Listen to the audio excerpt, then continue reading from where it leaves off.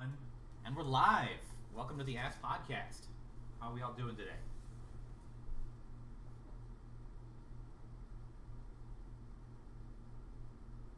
Woo!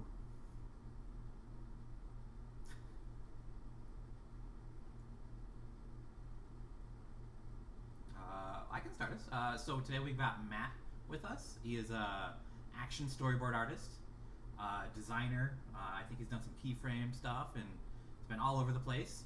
Some crazy work. I was really inspired by some of the stuff. I saw you had that. You sent in a lot of like basketball stuff. I was really curious about that.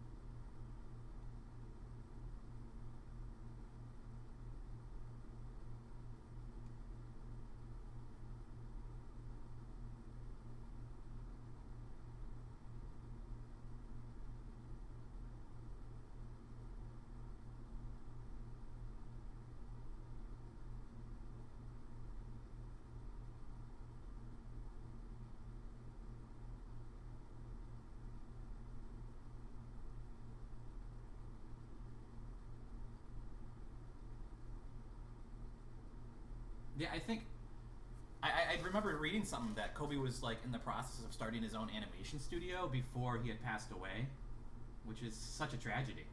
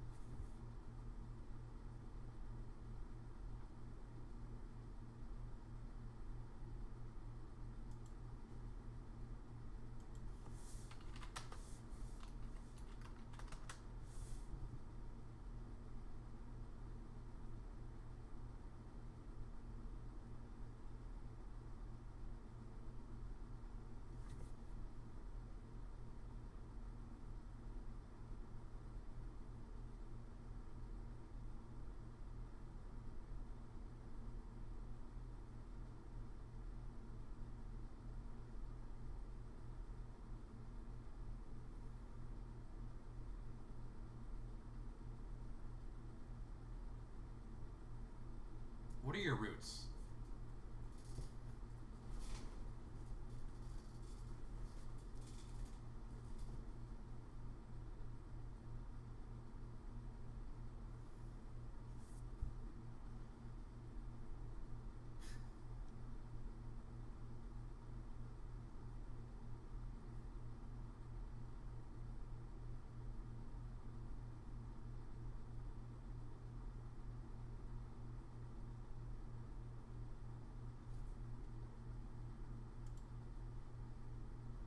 Interesting things with tiny details, because I think American Tail has the sequence with the snow, with the snowflake.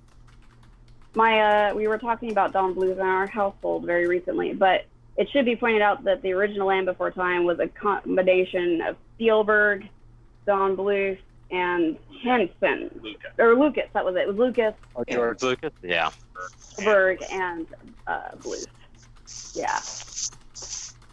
Cat's going out the So plastic. which Land Before Time is your favorite? I've only seen the two.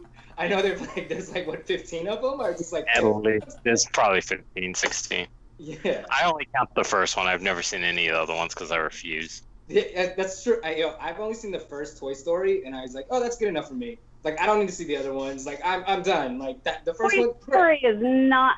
Story's different. Toy Story is a little different than Land Before Time as far as the quality of the trilogy, but I would stick with the trilogy for that one. I understand the reservation, but now you can watch the other Toy Stories. They build. But now with Tim Okay. Allen, like I can't separate Tim Allen from that fucking astronaut anymore.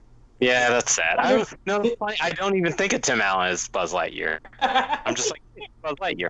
Yeah, I can't think Yeah, of. but- I couldn't imagine Tom Hanks and Tim Allen like even being near each other. Like they're like. Yeah. They're not friends Yeah. in real life, man. That's acting right there.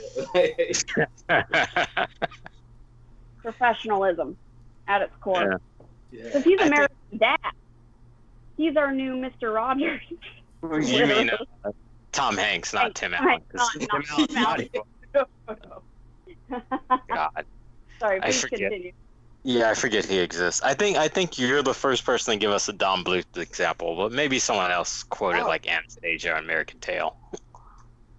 I mean, that's the only thing I just remember watching that and kind of being, blown away. But I've always been, I mean, there's also like, 66 Batman, you had that animated intro and you're just like, oh, can I see more of this? And you're like, wait, Yes. what? Like, Yeah. Why'd you guys stop showing this animated thing for this fucking thing? So Yeah. And it was even better, like in the later season, they added Batgirl. I was like, oh, we can change. yeah. Like You can flying do through more. Undercycle. Yeah. So, But so your so, first like, animation I think memory is Land Before Time. After Yeah. Land Before Time, let's go a little bit farther. So let's say maybe like high school age. What was your experience with animation at that point? At that point, it's funny to me because at that point it was like anime was growing, and that's like this is the beginning like a tsunami, right? So like I remember being in middle school and I was playing basketball and football, and I'd be like, Dad, you can't watch the TV from these hours to this hour. I'm taping Dragon Ball Z, Tenshin Muyo, whatever came after. And then my best friend's cousin would go to the shrine, and they would have like a Los Angeles science and comic convention like every first Sunday, I think. And we were like, Right. and so I was like getting Dragon Ball Z subs, and one of the Dragon Ball Z subs, movie 9 at the end, had an episode of Rurouni Kenshin. Not my bad, not Rurouni Kenshin. Flame Recca. And I was like, what the fuck is this? And then I was buying Flame Recca, and then I was buying that manga, Flame Recca manga, and like I was always kind of watching anime because I know Dragon Ball Z used to be like KCal 9 at like 6 in the morning. But then like middle school, high school, you're like really, Pokemon's getting big, and you're really like, fuck this American shit, like this is it, like, so it's getting like heavy. And Cowboy Bebop was like the first, like, nobody was like binging shit. Cowboy Bebop was the first time I binged something where I was like, what the fuck is this? And just being blown away. And I remember my mom being like, go outside and clean the dog shit. And I'm like, I will, hold on, I gotta, like, Spike. Like once you discover pure good anime, you're like, your little American brain is like, wait a minute, where are we? What? Yeah, I remember watching Cowboy Bebop as a kid, and the final episode when it happened, I just started bawling my eyes out because I was like maybe like 10 or 9, and my mom gets home like at midnight from work, and she's just like, "What's wrong? What's wrong?" I'm just like, "The character died." Yeah. Mom's like, "You're not watching any more of those Japanese cartoons." Oh, that's exactly what she said. Because I wish I got. American parents were just minding their own business, and then one day, all of their children came home screaming for Pokemon. And they all had to learn about what the hell are these Japanese names. Like, it's everywhere, and my child won't stop screaming about it, and I can't translate it. I don't know what it is. Like, it was focus test. That was the most intelligent media franchise rollout ever in the West, I would say, from Japan. Oh, yeah, It is learning still media strong franchise to this day. Pokemon. Yeah, the reason it was such a success was because of its views. But keep in mind that Pokemon has only existed since the late 90s, and it has already surpassed Disney and Star Wars. It's bigger. It makes more money still to this day than like any Western media franchises. So interesting thing. Yeah, we got to see the start of that, which is crazy. Yeah. The original numbers for when Pokemon was airing, when on Saturday morning cartoons, they'd get like 15 million per view per like episode, which is That's ridiculous. numbers. Oh yeah, and the VHSs, because that would be the only Well, and then like the immediate game tie-in, because I mean, Yeah. But the trading cards, I actually remember people talking about more than the game console itself. Oh, there or was the wars game. over those cards. Yeah, I remember that. Even though I was too old for that, I was like, what the hell? There's actually a story, like a side plot in the show I'm currently trying to develop and write, inspired by the mafia-esque businesses that children would develop around these toys. And the brutal, like the schoolyard is, there would be some kid crying because like they had lost with the rest. holographic, or someone had traded them a holographic Machamp for their much, much rarer card, and they had no idea. Stuff like that. So you're in high school. Did you even know animation was what you wanted to do? Did you actively seek it out? Was there maybe a teacher or a class that you took that really opened it up to you as a profession, maybe? What happened was my brother Chris is 2 years older than me, and when I'd go visit him in college, his roommate, or was one of his friends that ended up becoming his roommate in college, he was an animation major, and so I'd visit my brother, and What school did you go to? My brother Chris went to Loyola Marymount University. It's in Westchester. Okay. Yeah, I know Loyola. Yeah, and then Gary walked up to me and he was like, "Hey, I heard your brother told me you could draw," and he's like, "Draw me a Ninja Turtle," and I was like, "Okay."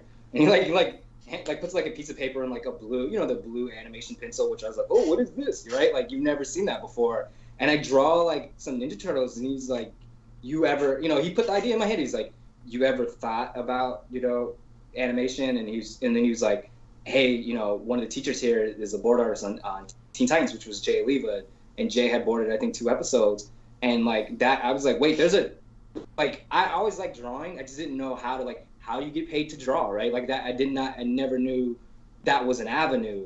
And so then when I would visit my brother, I would bug Gary and be like, ask him fucking questions. So like, that's how, and so that was like my, junior year, I think in high school, where I was like meeting Gary. I met Gary at the right time, because you're a junior and you're applying, you're starting to talk about applying to colleges, and you start thinking about like, oh fuck, what college, what do I want to do, what do I want to major in? And so like that helped out a lot, tremendously. So like, yeah, I never was like, oh, I want to do animation. And then when I got into college, I had met people that were like, I was taking animation classes in high school, and I was like, what the fuck, they offer those? Like, because I went to a Catholic high school, so they weren't.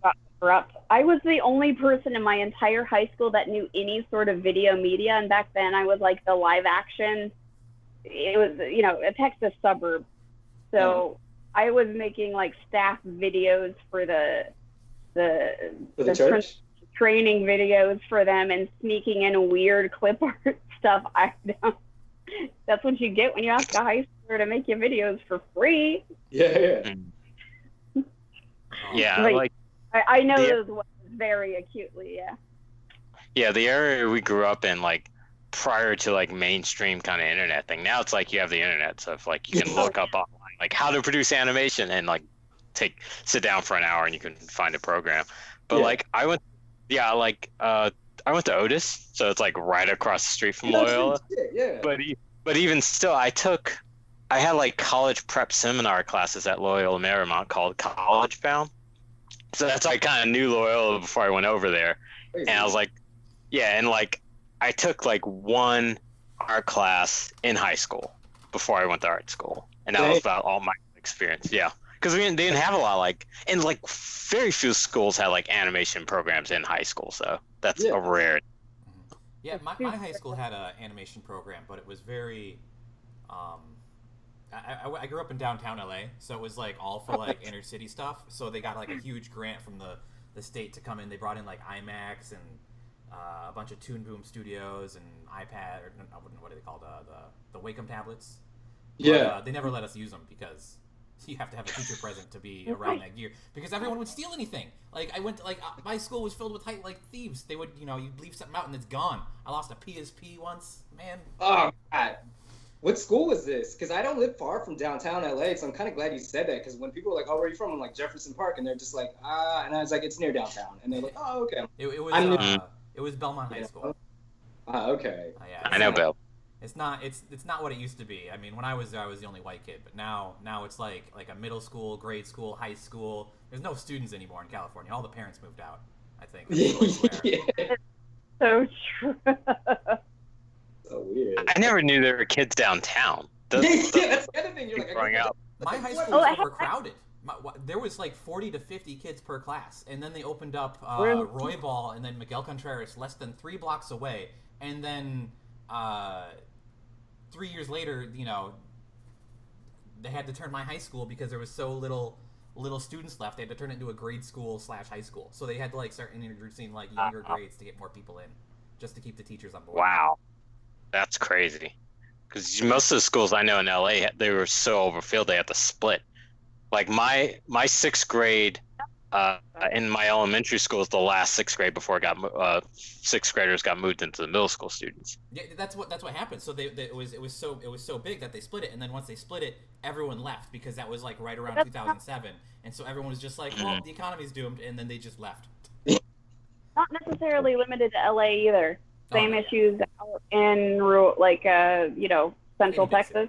I think it's just public school systems in America are a little underfunded. Maybe it's just a hunch. I've heard it. It's been like 20 years for me, so things have changed. Kidding. So you're off in college. What was college like for you? What was the most inspirational like animation moment you had in your college career or your college?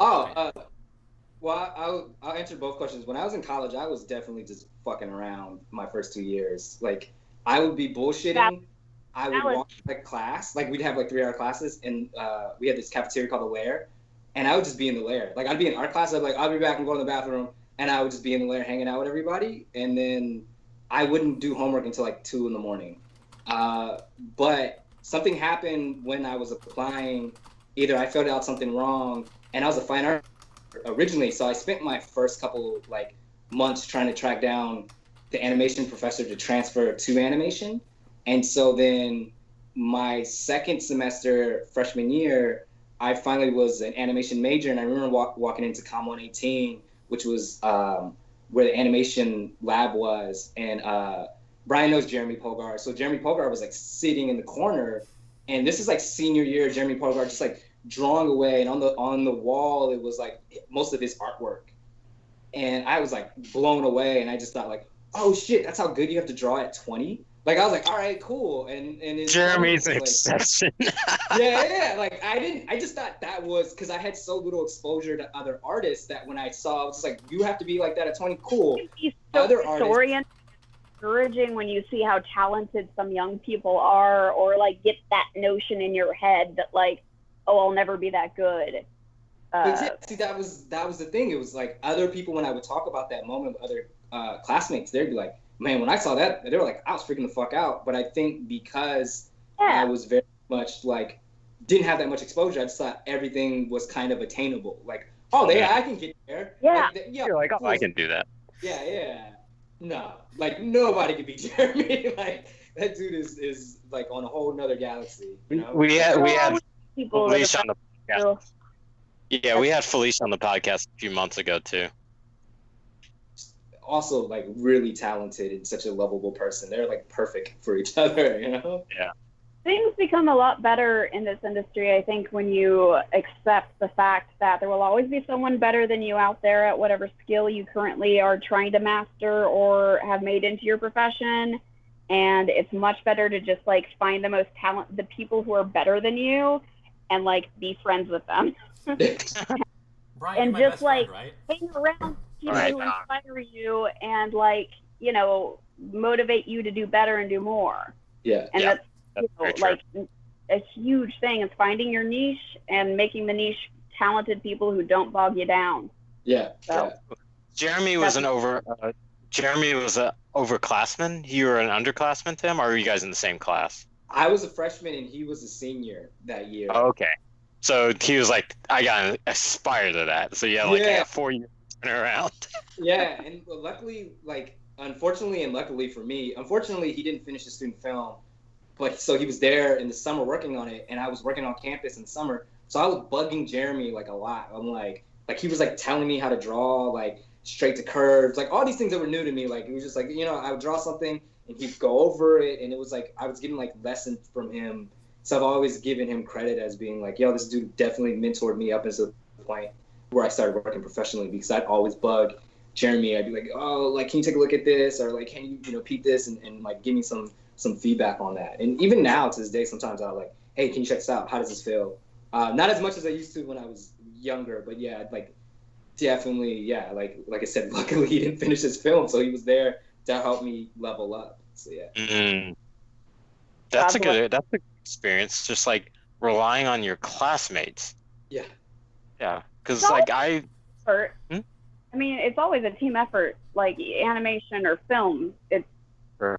Yeah, I feel you on that. I feel like group projects and like group work is a great way to like really elevate your game, because you get to see like, oh, this person's really good at designing, or this person's really good at, editing or coloring, or, all sorts of things. And then you sort of put it all together and you got something really nice. It's not always the case. Some group projects, typically in English classes go crazy wrong, but well, that's what I try to do. I ran the like University Filmmakers Alliance, which was like the film club at University of Texas's film program, and because the way the film program was set up, like you mentioned, Nick, about how the school wouldn't let anyone touch the equipment that they had a nice equipment room, well stocked with like film cameras and lighting equipment and all this professional gear, but you could only touch it if you were a senior and if you were in specific classes, or a junior or in specific classes. And I'm like, we have freshmen and sophomores and juniors who won't essentially get to be able to get their hands on equipment and work and learn until they're about ready to get out there. Like, we got to start teaching kids younger. And this was before YouTube and before you could just go on YouTube and like learn all this stuff. But part of that was trying to assess, like, we would do a group film together, or try to every semester, and I would try to assess like who could do what best. And we ended up winning, like a group of us in the off season ended up winning a 48-hour film competition just based on like people I found in that little film club, and we were just a bunch of kids. But that's like, even with the maths experience, it's like, even if it wasn't a collaborative thing you guys were working on, it was simply like you asking questions to like, how do you do this, or what's the best way to approach this, and because we're artists, like most of it's just pen and paper and just like learning some techniques and then applying them. Yeah, doing what you can. And obviously he's still your friend to this day, right? Yes, that's the important part. Yeah. So reaching out to someone, can be a good way to like make a lifelong friend. And if you're in school and you want, you see a senior maybe doing a really cool project and you want to bug them, maybe that's a way, to network when you're still in college. Yeah, that's it. So you're in college. Let's go a little bit farther. So let's say you're close to graduating. I know Otis. I've been to Otis's portfolio show. I'm not sure if you guys have a portfolio show. No, yeah, mine didn't have much either. Yeah. So did you do like a short film or like a thesis film, or what was your exit strategy of college into the workplace? What were you at, by the way? What's up, Brian? What college were you at, by the way? I was at Loyola Marymount University, so we had to do Loyola. Yeah. We had to do a senior thesis film, and so we did that. And so my exit strategy was trying to learn what I can to like, it's like, what skills do I need to get into the door, right? So like, my senior year, instead of taking 3D part 2 or whatever they called it, I was like, can I do an independent study with Jay Leva and learn storyboarding? Like, even though he already taught me storyboarding, like I was like, let's continue these lessons because this is what I want to do once I get out. And so then I was doing that. 2008, I was lucky to intern for Marvel Lionsgate Studios, which it doesn't exist anymore, but they did like the Avengers movie, Doctor Strange, Iron Man, Planet Hulk, and Thor Tales of Asgard. And I was working on Planet Hulk, and then that's when I met Phil Barassa, who ended up being the character designer at Warner Brothers. and I would bug Phil on DeviantArt about like drawing and stuff like that. So like my DeviantArt. yeah, DA, R.I.P. You know, still around. Like, I would God bless DeviantArt. It's Sorry. still around. Continue. No one uses it.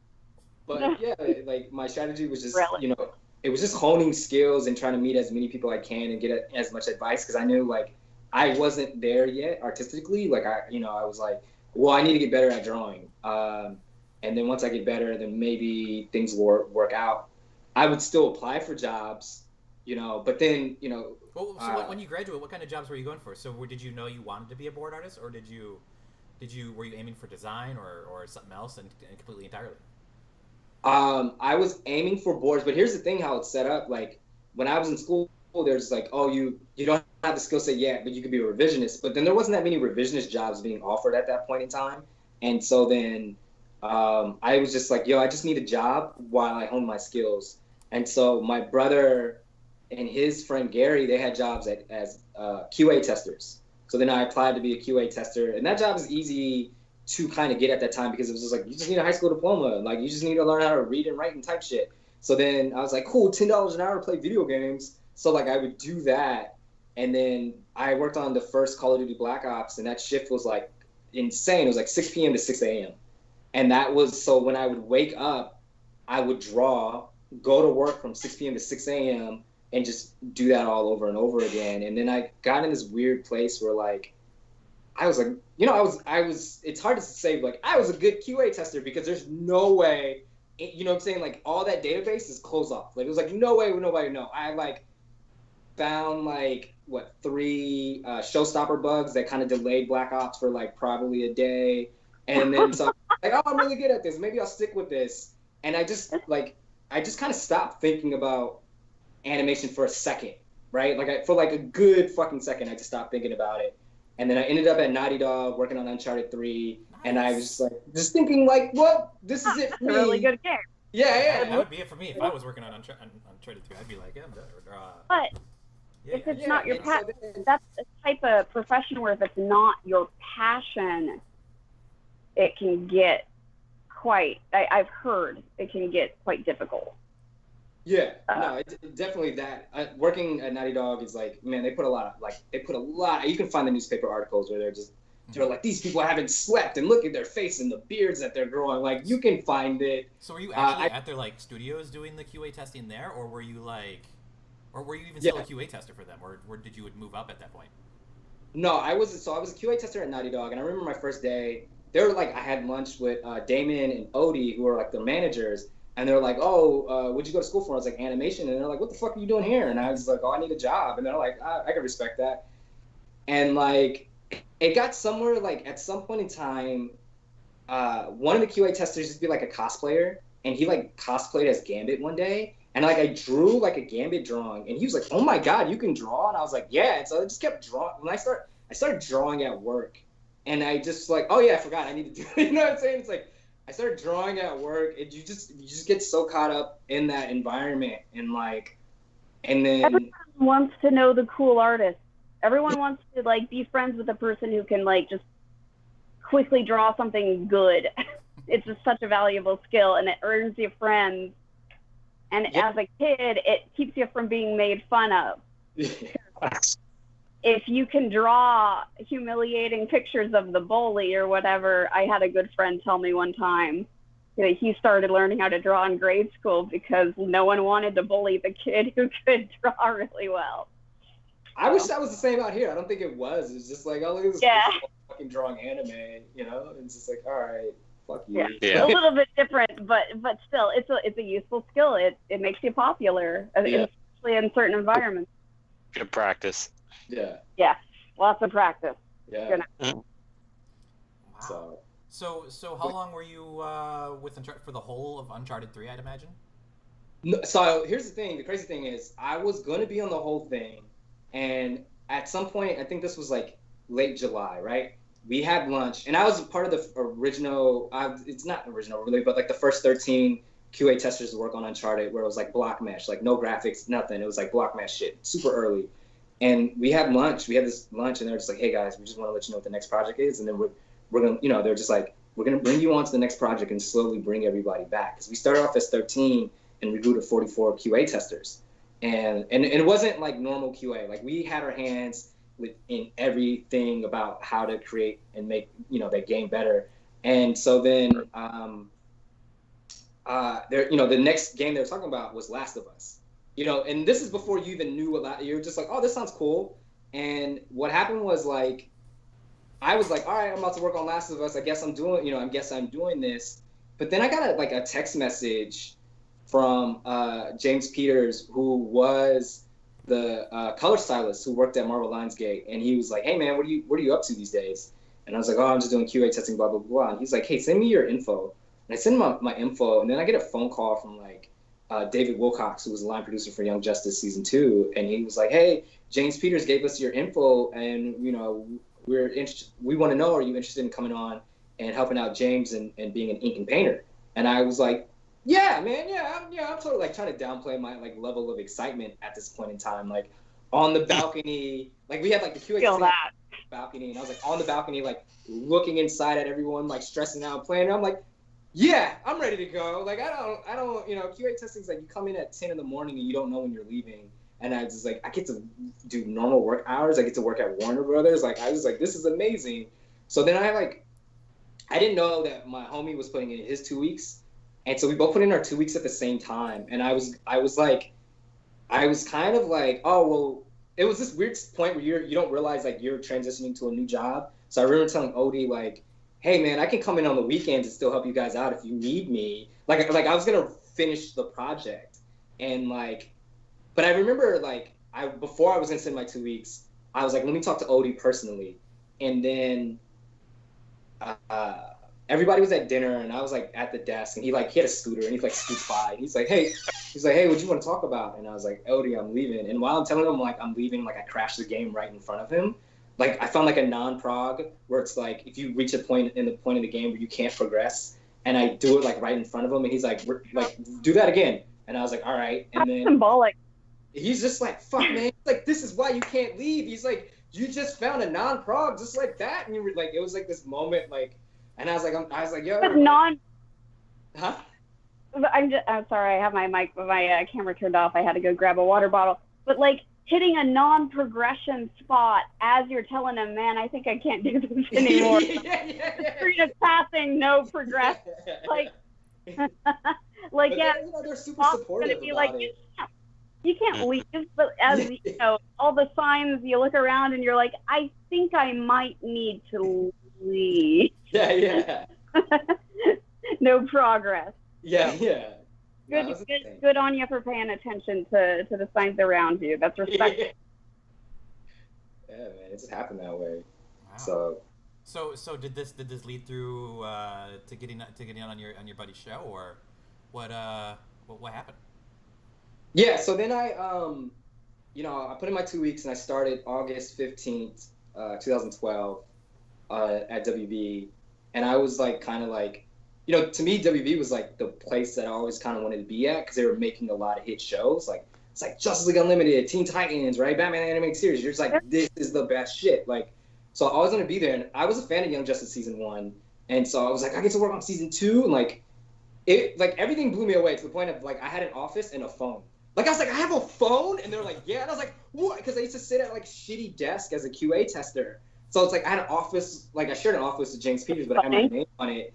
And then so when I was there, I was James wanted a color style, an ink and painter that also knew how to draw, because I was doing shadow theories also, which was just how does the shadows fit the character, what the shadow. And so I was doing that, and it was crazy, because I thought about man, I got here because at Marvel Lionsgate, me and James Peters was at Marvel Lionsgate too. We'd have lunch, me, Corey, and James would have lunch. I'd bug Phil, so I'd learn techniques from Phil. So I'm applying these things I learned from Phil onto the work, and then while I was there, I was well, let me try to become a revisionist. So I would. That's a good route too, because you learn, quality control over a wider range of problems. Sorry, please continue. No, it's all good. So I was just I would draw stuff, and hang it up on the wall. And then I remember one time Brandon Vietti, our producer, came in and he was like, "Oh, that's a cool Artemis drawing. Who did it?" And I was like, "Oh, I did." Just to be like, "Hey, I can do this ink and paint job, but I can also draw."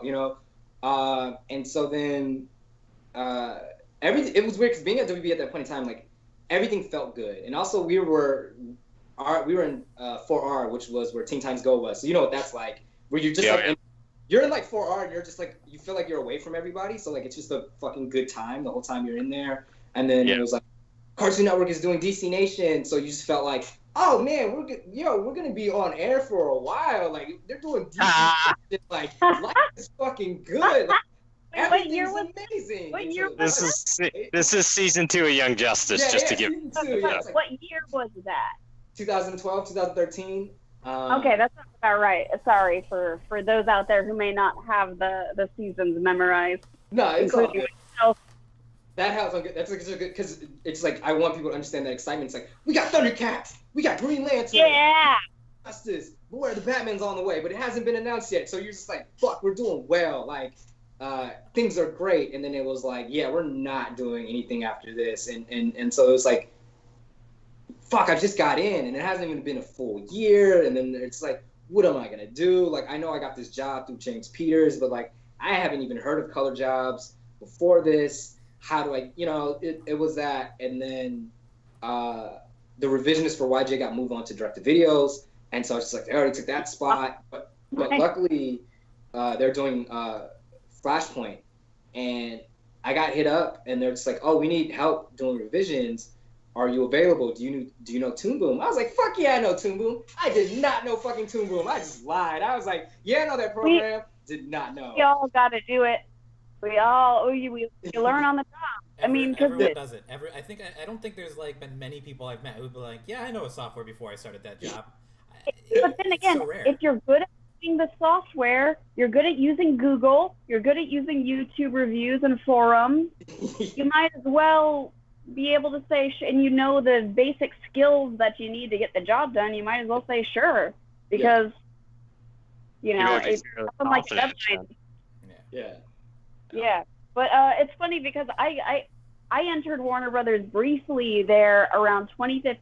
My husband my then boyfriend was working on those direct-to-video Flint, it was like the WWE meets the Jetsons, I think that was. Yeah. Like that. And we were watching wrestling a lot back then, so we were like pretty, but I mean, and then Warner Brothers got eaten up by the big machines, so. Yeah. It was an interesting time to be there. It was like, oh, this studio is an entropy, isn't it? So this is what entropy is like. But hey, I learned a lot. I basically, working in production, got to do the job of a writer's assistant, and that was super valuable learning for me. So you weren't at Warner Brothers for that long. So Young Justice ended, and then what was next after that? After Young Justice? Well, so so I was doing Young Justice. It ended, and I was like, I think a 2-month or 3-month, but the longest 2 or 3 months, right? Because you're like, damn, I just got an animation and I'm out. And then Flashpoint was like, I got the call to come in to do like storyboard cleanup on Flashpoint, but it was like Comic-Con was that week too, and I was like, I'm not like, it's Comic-Con, like, so I was like, can I start after Comic-Con, like, and they were totally fine with that. And so then I did Flashpoint, and then I was off another 2 months, and they're doing Scooby-Doo WWE, and my friend, shout out to Kiki and Jen Bennett, they're like, oh, we need a revisionist, and then Kiki and Jen recommended me. So I think Kiki and Jen went to do Justice League War, and then I went to go work with Brandon Vietti on Scooby-Doo WWE. So I was back at WB, and then afterwards I did Son of Batman, and I was like, okay, I'm back. Like, this is my 3rd time coming back. They like me. I'm good. Everything's great, right? You're just thinking like everything's great. And then after Son of Batman was like, you're bye. It was just like, get the fuck out of here. Were you at the ranch? Yeah, I was at the ranch. Okay, Yeah, we were in the same building probably at the same time. Oh, yeah. We probably passed each other in the halls of that place around the same time period. Sorry to interject, but I was- oh man, I know exactly what you are talking about. But I was in Please 34R in the way back. Like we were like, you know, when you come through the metal detectors, like that part of the. Yeah. We were miles away from a window. We were in like the cubicle farms where they keep the gulag. Yeah. Chain cubicles. It was an The interesting ranch isn't time. going to be there much. The ranch isn't going to be there much longer. It makes me sad. That does, because Yeah. there's a lot of All my history on work it. have been- There's so much Yeah. history. There's like Three Stooges and Friends. Has been like so much has been filmed. The termite terrorists were there. Oh, yeah. I don't know why they have to but that's LA. They just bulldoze over everything. Yeah, they do. Nothing that. left. I know. They did that down in Mar Vista or Playa Vista. They tore down like Culver City Studios. They tore them all down for high-end condominiums and I think like a YouTube space or something. Oh, What's crazy was, so when I was going to LMU, that was all swampland, right? Like, Yeah. And then they're like, the city can never build anything over here. Like I remember, like you drive down Jefferson, it's all swampland, and I was like, yo, what the fuck is this? And it's like apartments, and you're just like, this wasn't here, you know? Like you get to LMU It used to be a nice little drive. You can dump some bodies in there. Where else are we gonna dump all of our crime bodies? Where am I gonna dump this film reel of I can't put in right condominiums now. There's like restaurants and stores there now. Yeah. Yeah, I had heard. I worked down there for a little bit, and I had an Uber driver, and he was telling me, yeah, this used to be like an Indian burial ground. That's why they didn't used to build here, and then they just stopped caring. Oh, Indian burial ground, Yeah. whatever you want to call it. Yeah. Oh. But yeah, man. Nah, the ranch has a lot of history. I ran into I was leaving this year, and I saw like a coyote, and I was like, is this a metaphor? Like I was like leaving at like 2 a.m, Right? fucking coyote, and I was like trying to get my phone out to like get a video, and then like it ran away, and I was like, no, I gotta show people that you're real. Like There's a family of coyotes and a family of cats, which is, you'd think they must be at constant war. More interesting than anything that was being produced during that era at the very end there. But That's a show idea right there. The cats versus coyotes on an animation studio. I mean, I'm pretty sure when. yeah, but yeah, that was interesting times. So where next? Where after the big Warner Brothers plan deflated a bit? okay. After that. Extenuating circumstances beyond anyone's control or foresight. Yeah. Well, this was a period where like people thought action was dying because Adventure Time was such a hit. So there was like this weird like, how long are we gonna do this? Because like Adventure Time and regular show is like killing it. And shout out to Bobby Page. Bobby was so sweet that she's like, hey, I have friends at the Henson Studios and they need help. So I went to Jim Henson Studios and I was like a revisionist, but they treated me so well. Like I was in the edit bay with them and they'd play the animatic and they'd be like, how do you feel about this? And I'm like, what the fuck? Am I filling in as a director? Like they would like defer to me and I was just like, I don't know. Like, and so I was at Henson for like 2 weeks and I could have been there longer, but I was like, no, I don't want to do kid stuff. Like I kind of lied to them where I was just like, oh yeah, I'm about to go back to WB. So like I can only do this for 2 weeks. I didn't want to get locked into doing like preschool shows, right? Like that's and it's a niche. Once you kind of get into the kids show bubble, it's tough to break out of it. I've heard. Yeah. Or at least make the transition. So yeah. smart choice.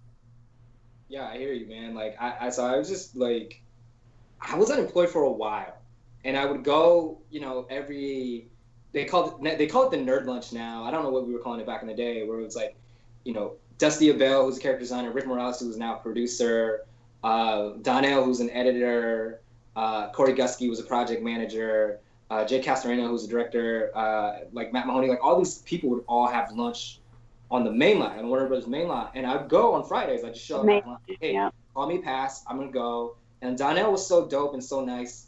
Since Donnell was editor, he had a Cintiq in his office, and he's like, hey man, if you want to work on something, like you want to come get lunch and work on something in the office, you can come do that. But when Rick, Sam, or Berkeley have to come in to do notes, then you got to leave. And I was like, okay. So I would go sit in his office and I would work on shit.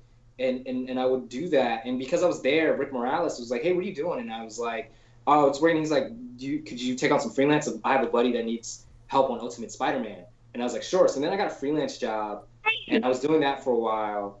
And then I guess I did a good job. And I feel like Rick was like, "Hey, we're gonna need a revisionist." No, hold on, I'm confusing timelines. My bad. So It's Flashpoint all over again. Yeah, it was like merging shit. My bad. That's later on in the story, but like Time is an illusion. yeah. I'll stop. I'll get my mic now. Yeah, so I was like, I did that, and I was looking for work, and I had friends at Nickelodeon working on Teenage Mutant Ninja Turtles, and they were like, "Oh, we need a revisionist," and so then I tested, and I guess I tested well, so I got hired to work on TMNT.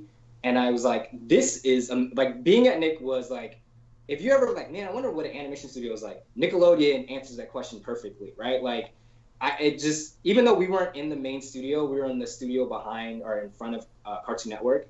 It was just, like, Shantytown cubes or, like, all the people's nerd shit. Like, you know, Nickelodeon's, like, free breakfast, basically. And it was like really dope and fun. They had like an arcade cabinet that had like every game on it, and I was like, oh, they got rival schools, like, you know, Marvel vs. Capcom, like. And so Ben Lee would always be like, "Hey man, you want to play Street Fighter 3? You want to play Third Strike?" So we'd take like 15-minute breaks and play Third Strike, and I just like, this is it, like this is amazing. I get to play fighting video games, play basketball with Michael Chang and George Gibson on Tuesdays, and draw turtles. Like, life is good again. And then 3 months later, it's like, yo, yeah, you're not up to speed, you know, like this is our expectations and you're not there yet. And, you know, Wow. I gotta let go. I got fired once because the production team I was editing, and they handed me a broken computer that could not connect to the network, and it was busted. And the guy at the editing lab even told me the computer was busted. And because they gave me broken equipment, I got fired. And then I was replaced with some random white dude. So I feel, yeah. It's just it happens. I feel like getting fired is almost like a rite, or like just laid off is a rite of passage in this industry in a lot of ways. And it happens. It happens to everybody. And too personally, because there's so much fresh blood coming in constantly that like, and yeah. Anyway, part of that, like there. Well, like part of that, Matt went through the 3-month grace period that everybody gets on a production. That the basic rule is that you have 3 works working there and they can fire you without an excuse. So. Yeah. Oh, I did not know that. See, that was news. See, this was like not following those rules. This was live action too, so not technically. Yeah, live action probably has different stuff, but in animation, because of our union, that's the grace period is 3 months, fired without exception. If after that, they have to have like a real good reason to fire you, like you really fucked up in some capacity, or you're like a detriment to the production. Yeah. So yeah, I got let go. Huh? I'm kidding. Please continue. Okay. Yeah, no, I got let go, and I think this is the point where I'm, you know, back to having lunches with everyone at WB, and Rick was like, "Hey, I'm gonna need a revisionist in March, so get ready." And I was like, "Gotcha, man." And then I got a call from Titmouse, and they're just like, "Hey, we're working on this new project called Moonbeam City," and they sent me the designs. And it was like this Patrick Nago looking stuff, and I was like, "Are you kidding me? Like these are the designs?" I was like, "Fuck yeah, I'm interested." And so I took the test. And I guess I did a good job too, because then they hired me, and I started in May. And I remember my first day on the job, because Rick said like, "Oh, get ready for March." So I was like, "Cool." And then I didn't hear anything in March.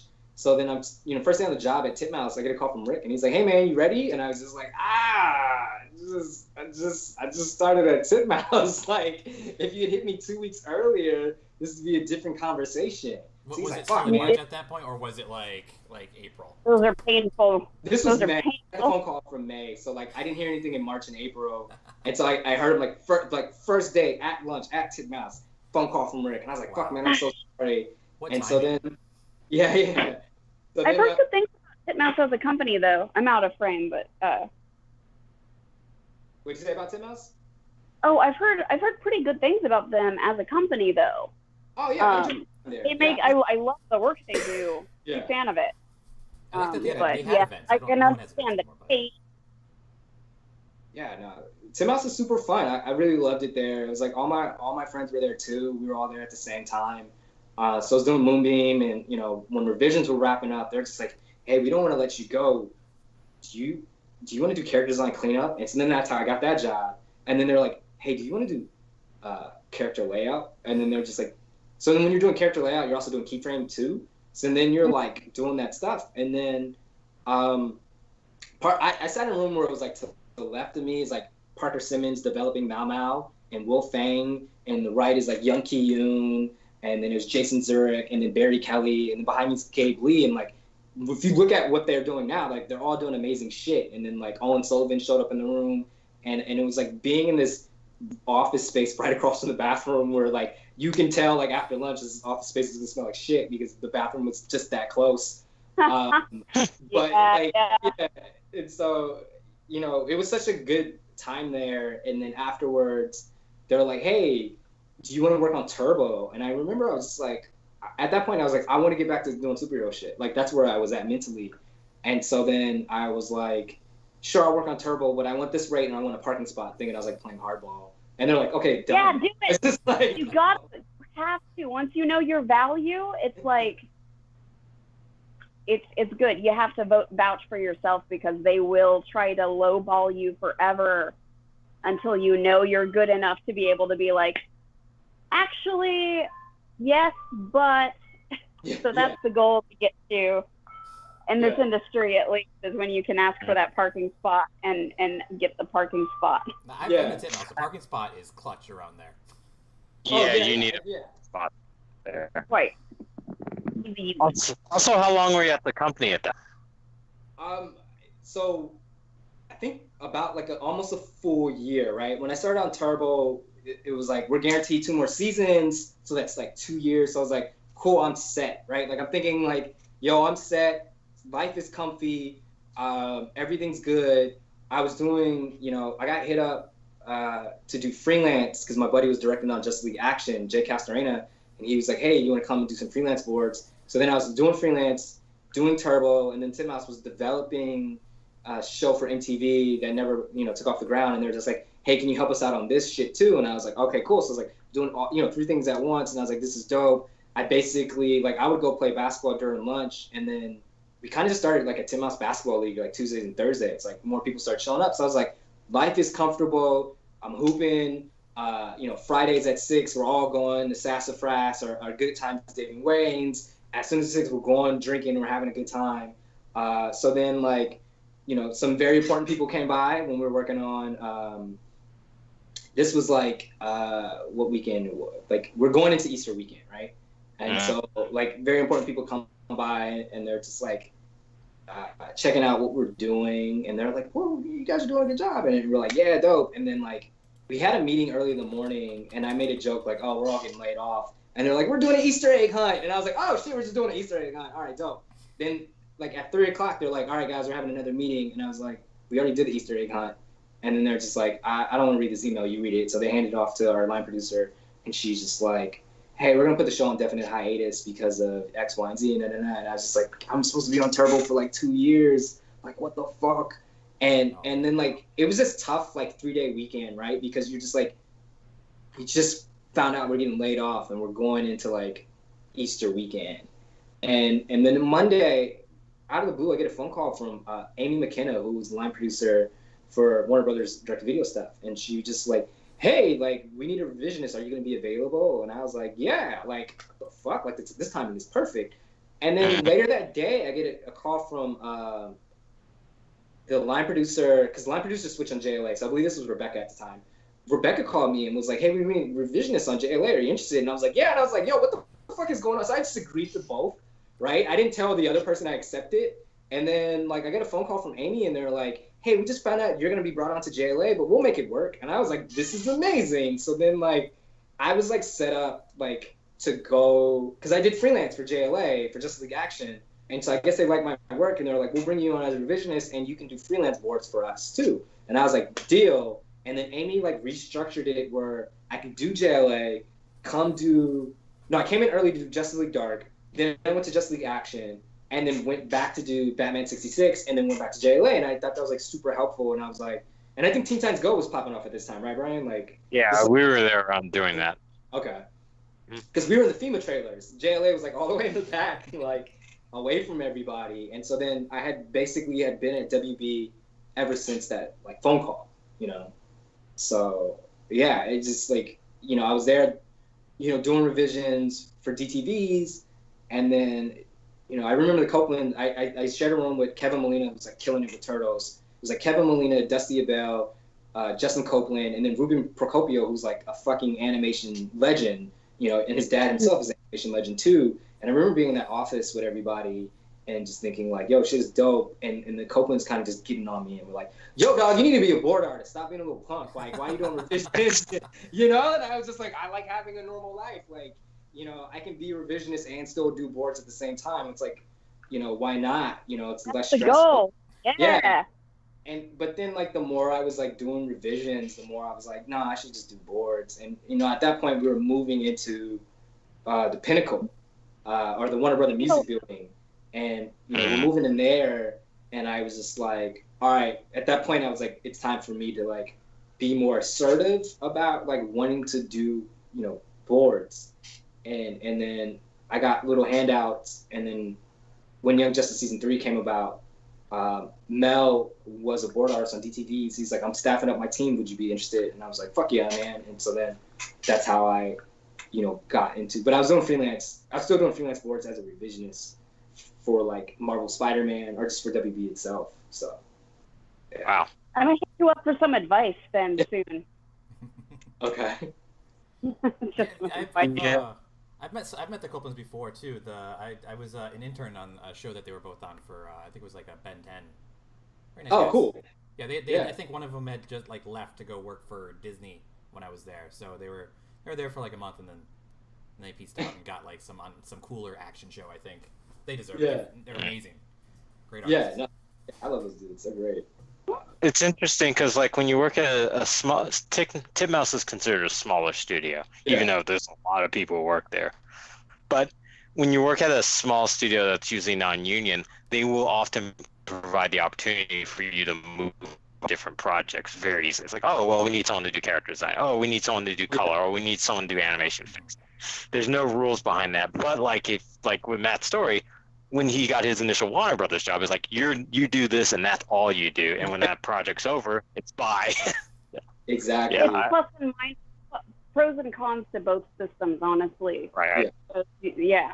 With a smaller studio, sometimes those studios don't come with HR departments, and sometimes you need an HR department. Or like a smaller studio, there's a greater likelihood for like people to be exploited. Oh, totally, because there's like, you know, just lack of oversight, and the power is concentrated at the top. You're working very closely. The branches aren't separated. The hierarchy doesn't have a lot of separation, so that can be good for climbing the ladder. So for those of you out there like listening and maybe thinking about where do I go? Should I go for a name brand studio that has the prestige attached to it, or should I go for this studio no one's ever heard but the project's really cool?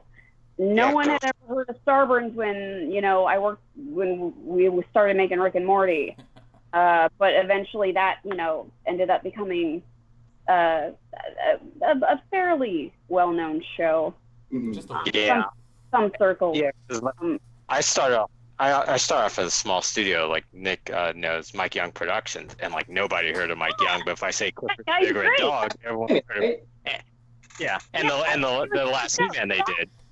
Yeah, I just missed that He-Man when I started there. Like Gary Hartle was still there, and he was the only one still there. I was like, what happened to He-Man? It's like, oh, everyone's gone. I was like, fuck. I want you to know. Just missed it. I want you to know. Yeah, I have a He-Man art book that is almost an inch and a half thick, and in that whole book, they only mentioned Mike Young Productions once. Damn. Inch and a half thick. Inch and a half. There's over 100 pages. Yeah, in the they book. He was a great guest to have on. produced all 3 seasons. Mike? We had Mike on once. Yeah. I was there for that one, and he was gracious enough to like really give me some good feedback and tips on our project. Oh, and afterwards? Yeah, like we had a pitch. He's great. He's great. He does a lot of like show I selling got and to have stuff. my first because the first pitch you give is going to be awkward. I got to get that out of my system in a sort of a safe-ish environment because they let me practice essentially. And that was definitely that's definitely an advantage of working at a small studio. It's like way more personal than in a larger studio, a larger company. Because like the greater thing about the larger companies, not only is safety and security, but you're also working with like stupendous legends and talents. Yeah. With like super cool productions. So like if you can go for it, definitely apply to like Disney, Warner Bros. Cartoon Network, Nickelodeon. But like for anyone who doesn't know the industry, look out for those small studios like Oddbot, Titmouse. I think Wildbrain's still around. Yeah. Mike Young, House. Yeah. So like look for small studios. Don't just attach yourself to the big brands because like there's always working opportunities. Do your research into what shows have been picked up recently or are like in the works to be staffing up soon, and just like my husband got his first job working on Before Oral simply because he went to Comic-Con and happened to laugh at one of Dino Stamatopoulos' off-brand jokes about, I think, obscure theater. And I think it was a combination of just like, he was just drunk enough to be like, sure, buddy. And Andy was like just bold enough to be like, here's my resume. I really like the work you do. Oh, so he came prepared. Yeah, he knows he's dad who works in animation. So I actually have a question for we talked a little bit about this just now, but we were union and non-union. I've only ever been on non-union shows. So is someone like Brian and Matt have both been on union and non-union. So can you tell someone to the unexperienced how do you get into the union as opposed to like not being in union, and what's the benefits to the union, and should someone fresh out of college try and get in the union or not? Different though, because there are different unions depending on the type of job you do within the production, and but what I am also animation. Yeah. That's the case in live action for sure, but not animation. It's just like one guild, one union. The people who put the shows together still don't have a union. So production. This is a huge problem. Yeah. If we are doing our jobs well, we are invisible, which is the problem. So the only type of news about production is when it's not working. When it works well, you don't think about it. Just a real quick aside, there was a big animation negotiation during the 1980s where I think there was a period where production or parts of production were included in the guild, but they lost that. Oh. Guild, but it just doesn't have any negotiating power because it's weak. That's how it has been explained to me. So I could be incorrect. I fully acknowledge this, but I think like the guild lost. Yeah, basically at the time the guild negotiated away including production into it, which was a mistake. But like, it was the 1980s. Reagan was busting unions left and right. Yeah, and animation was a totally different industry back then. Like production was a whole different job back then, essentially, because you still had layout artists. The only show that has layout artists anymore is The Simpsons. That is the last show with a layout artist. Yeah. I mean, also. There's a lot of things that happened back then, because that was also when the last character designer who got royalties for their character design was the guy who did the Smurfs. Yeah, so it used to be before then, if you're a character designer on a show, you got royalties for the designs you did, which makes sense. That was one of the things we lost in that, as well as production. I remember being told by my father-in-law. My father-in-law, who's worked in animation that long, that like there will never be a deal as good, a merchandising deal as good as the one Matt Groening made with The Simpsons, because he basically walked away with the bulk of the merchandising royalties, and no one will, and no one could have predicted how much of a success that would be, and that'll never ever happen again because The Simpsons was such a hit, and now that's. Like Star Wars. And it's great. Good for him. Smart business. I always applaud smart business, and I can't fault anyone for making do with what they can do. Well, he got his, and the rest of us won't get any. Sorry, I completely interrupted and went off track. Union versus non-union. What about for someone trying to get a show up off the ground? Say you have an idea. Can you mix union and non-union when you're just a scrappy upstart? Is it just when you get a deal made that then it becomes more complicated? When does that start entering into the picture, if that makes sense? Like, when do you have to start worrying about union versus union? I mean, like, pitching and selling a show, you don't have to worry about union at that part. It's more like if you were to be a studio, would determine whether you would union or not. Usually it's up to the artist to attempt to unionize the studio. The animation union itself can make inroads to say, Nope. nice. Like Titmouse has union productions and non-union. Sorry, can you hear me? I can hear you. Yeah. Just for a second. Okay. But really good. But like, Titmouse has union productions and non-union productions. They have a separate name for it called Redbreast Studios. Yeah. So when they did work for Disney, like was it Randy Cunningham, Ninth Grade Ninja? That was a union production. And was Turbo a union production, or was it not? It was, because it was DreamWorks Netflix, and then Moonbeam was Comedy Central. So that was non-union.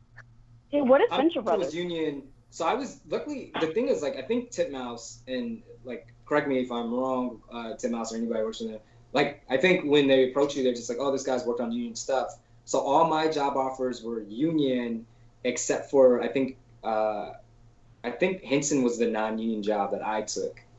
Yeah. So but I do have friends at Titmouse that would be like, oh, we're animating a commercial, but that commercial is non-union. So they did have that there.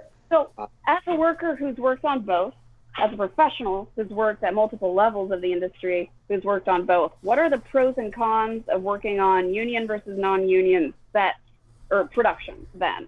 Like, what are the differences as a story or an artist?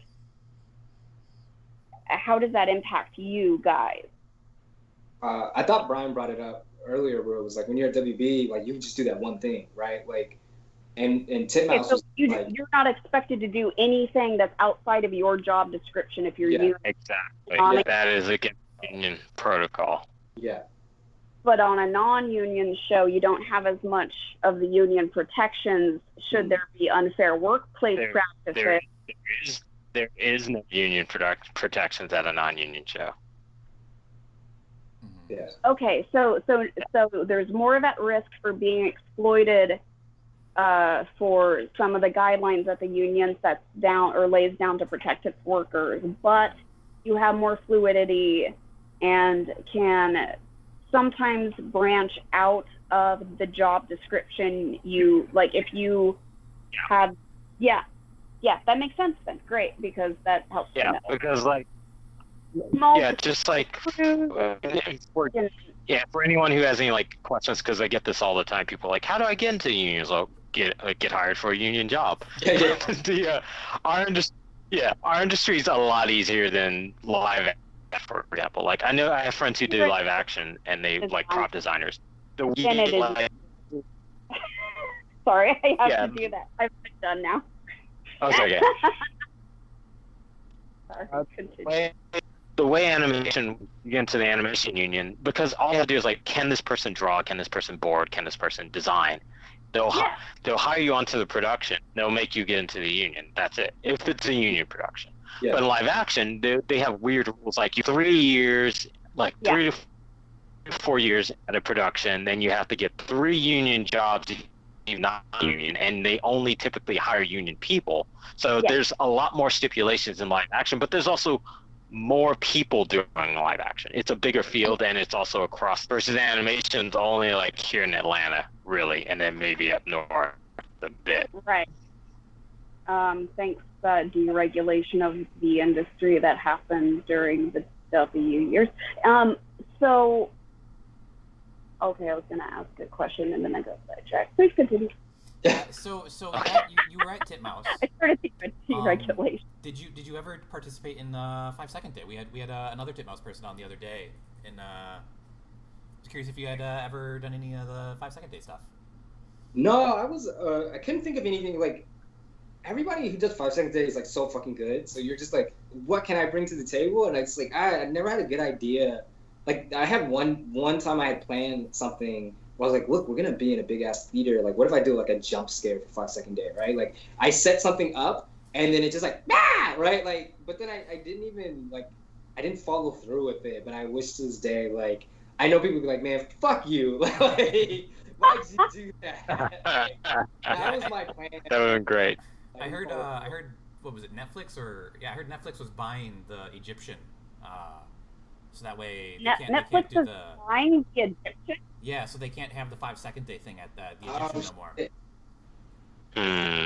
5-second day at the Egyptian no more. Are you sure that Netflix isn't trying to work something out? I guess maybe they'll have to do it at the Vista or something, or one of the many I'm other sure they'll small. rent it out still, but I don't know if they'll want to like. Oh, rent it out still.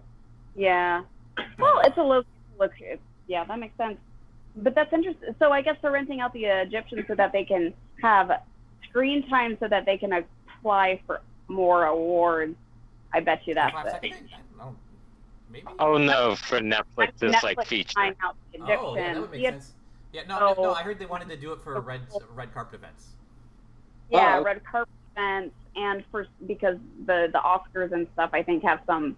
It must air on a big screen rules or something like that. Yeah, I'm like live action credit award. Yeah, that's like feature credited, so you can get award stuff Yeah. that they need to actually air in the theater. And that's a legitimate carrot for a lot of people working on the shows is, having some awards under your belt really helps you. It's not so much for the high, the higher ups definitely, but yeah, it helps to have worked on an award-winning show. So Yeah, obviously. after your time at Titmouse, I don't know how long that is from now. Back up on brother. No. How what was your next steps after like Titmouse? Where was you? Because you had mentioned, so we were at Moonbeam City. Yeah. And then you had gotten Turbo. Turbo. Justice. And then Turbo Fast, and then they put Turbo Fast on indefinite hiatus, and the following Monday, got the phone call to go to Warner Brothers to work at as a revisionist for direct videos, and then Just League Action, and I switched between the two. And so while I was at WB as a revisionist, and then I just worked my way up to being a board artist, because I just like, hey, can I get some pages on this? What was your first board? Honestly, my very first board gig was when I was doing Young Justice Season 2.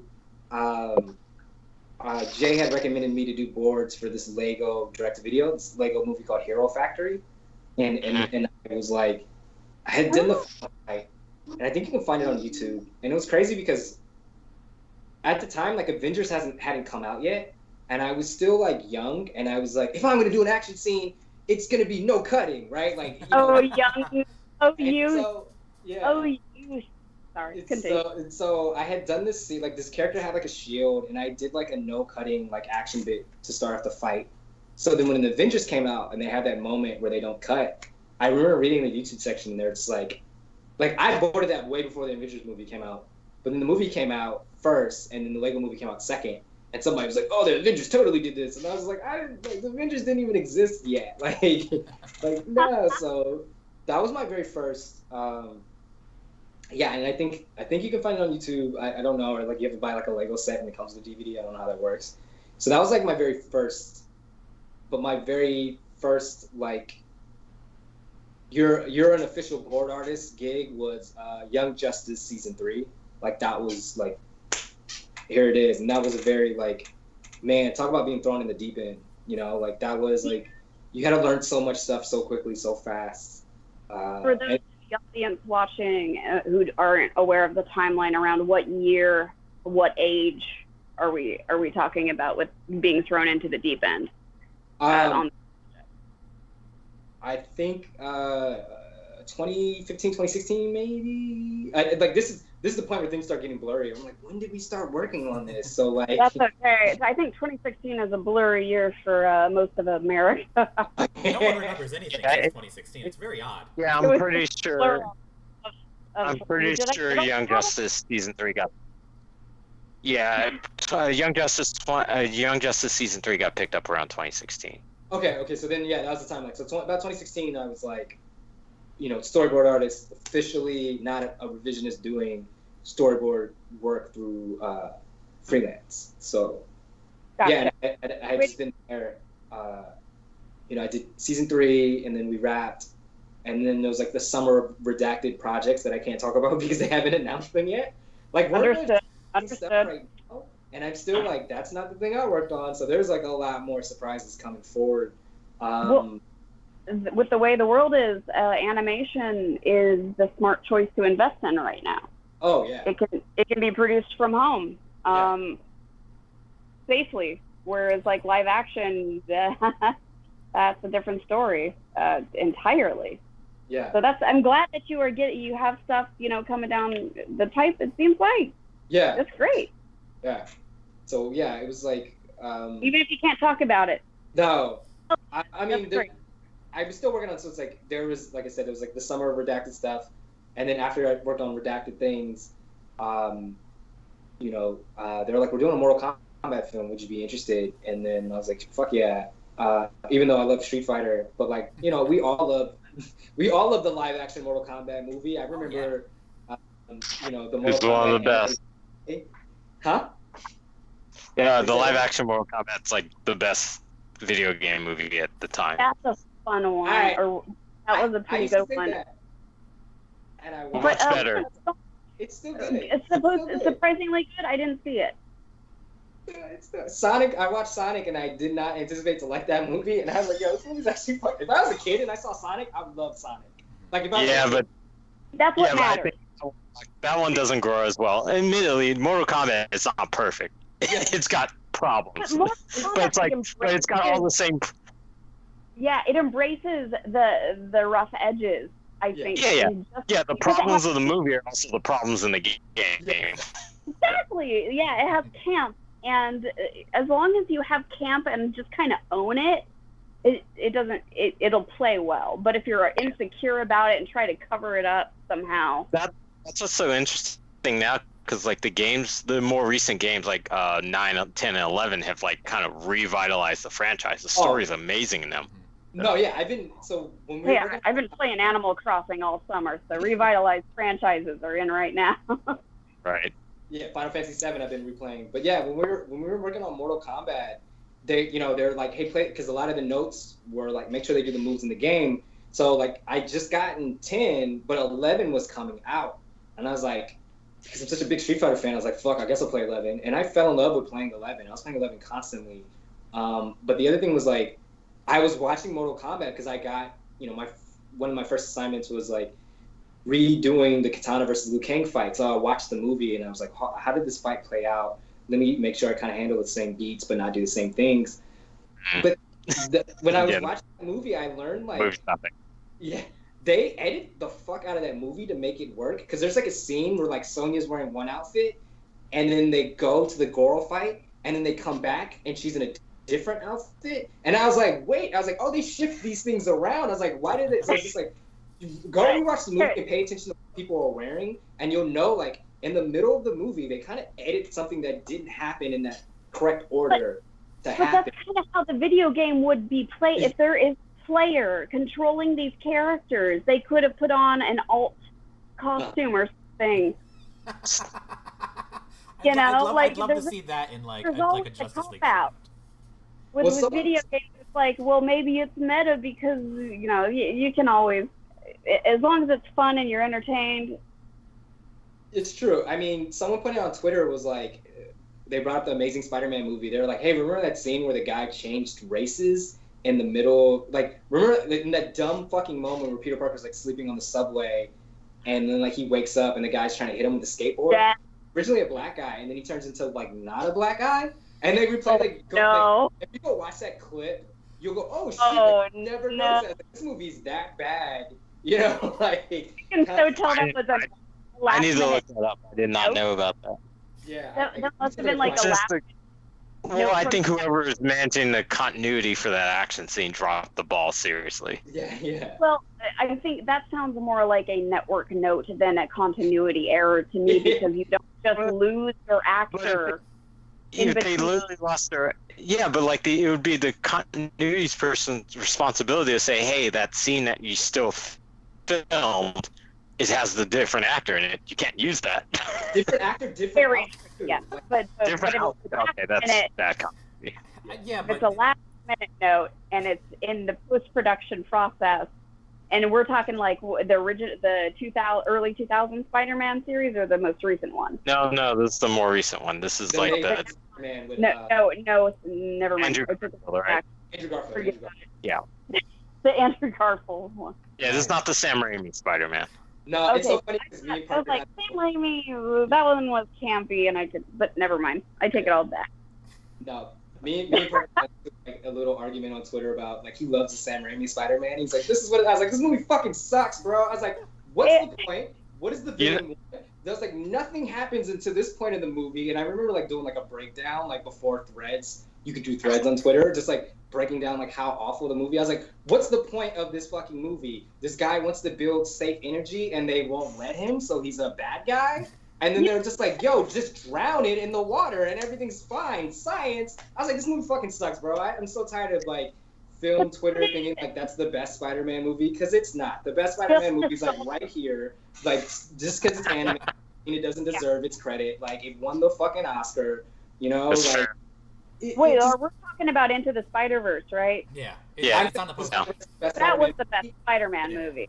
I say Spider-Man 2 is not as good as everyone claims it to be. It just has really good action scene, and it has a cute character moment, right? Where they're like, who is this guy? Who's this 30-year-old person? They're like, oh, that guy looks like he could be my son. I'm like, I hope to God that's not your fucking son. Your genes are awful. Like, your son should not look like a 34-year-old man. Yeah, I heard. Was it Tobey Maguire actually got fired off of Spider-Man 3 because he was so difficult to work with? Yes. And his father was a studio executive, and he had to get his father to get him rehired Oh. because they didn't want to have him back for the third one. Wait, which one? For Spider-Man 3. What concept? Who though? Tobey Maguire. Everyone, film Twitter's favorite Spider-Man again. It was because he got bit by Venom. It wasn't his fault. Okay.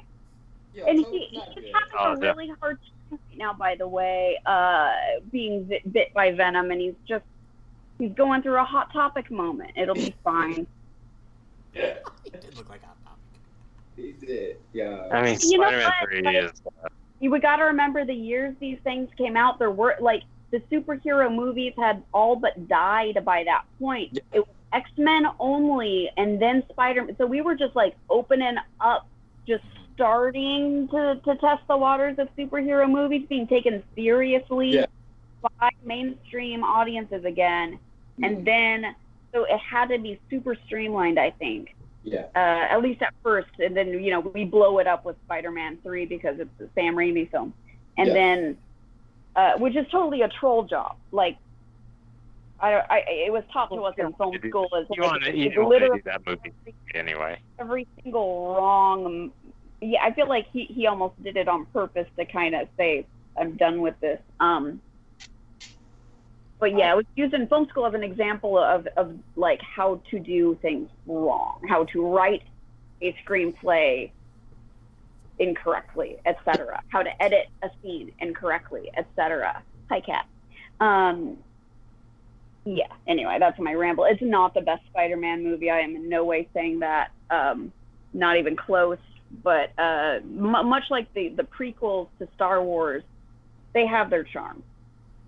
And they're kind of schlocky, campy. Oh, those were the days, nostalgia. Because at the end of the day, it boils down to nostalgia. I'm not going to start the Star Wars sequels because I can see Brian's fire like burning. Where he's like, we're not gonna. I didn't say sequels. I said prequels. Yeah. She said that. No, I heard you.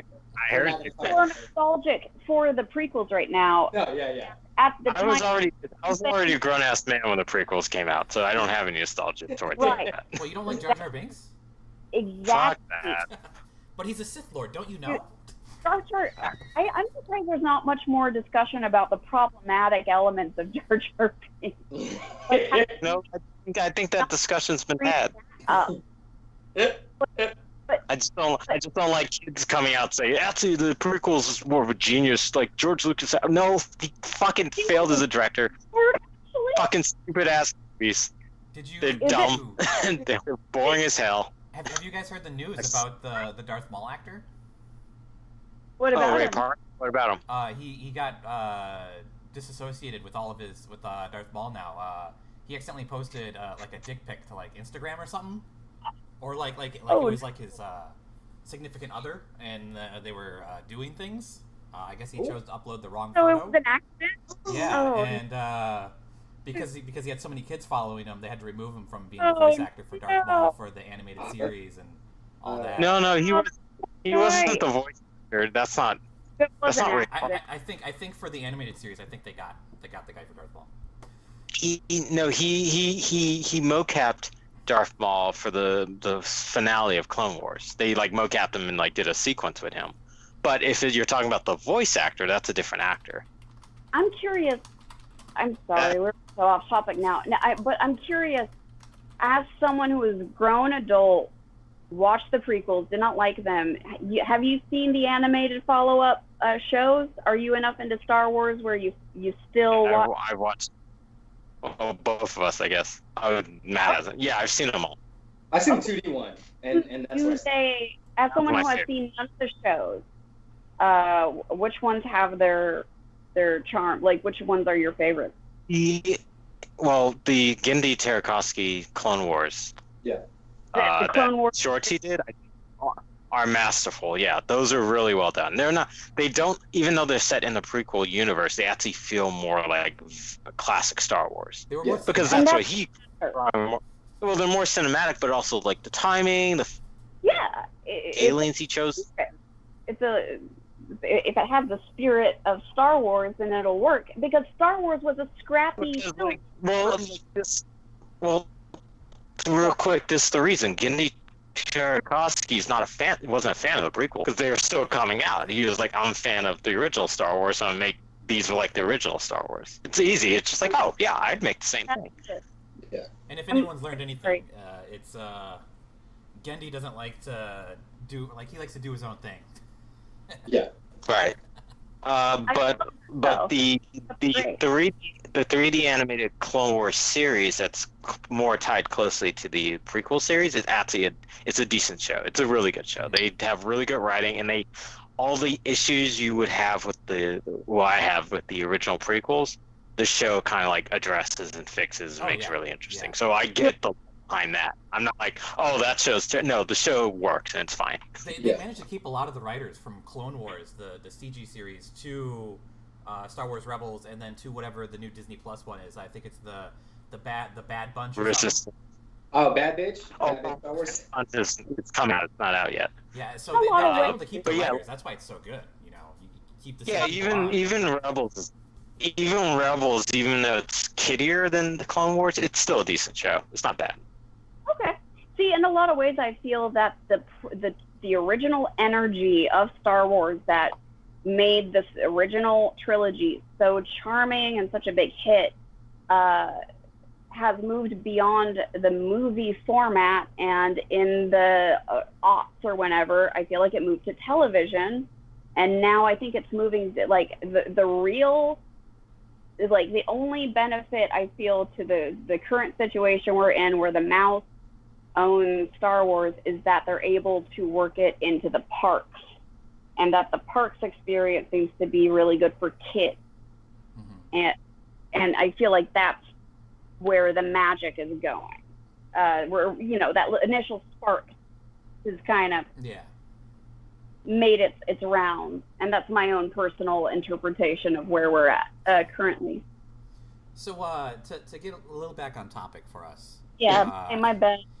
So we pretty much caught up. You know, we've caught up to now. Yeah. You know, you got a lot of stuff you can't talk about, but you showed us those cool basketball stuff. So you're working on like a personal project, or what's the basketball storyboards you had sent for Yeah, let's I want to talk about that because I'm really into like sports anime, like Nice.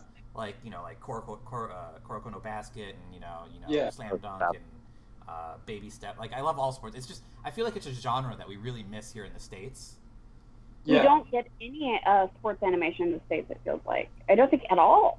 No, I mean, And there was after like Wayne Gretzky's All Stars. Yeah, All Stars in the 90s or whatever, and then there was NFL Rush Zone, which really wasn't. There was Disney Mighty Ducks, which really wasn't. So I was having lunch with my buddy Owen, and he loves sports documentaries, and I just love basketball in general.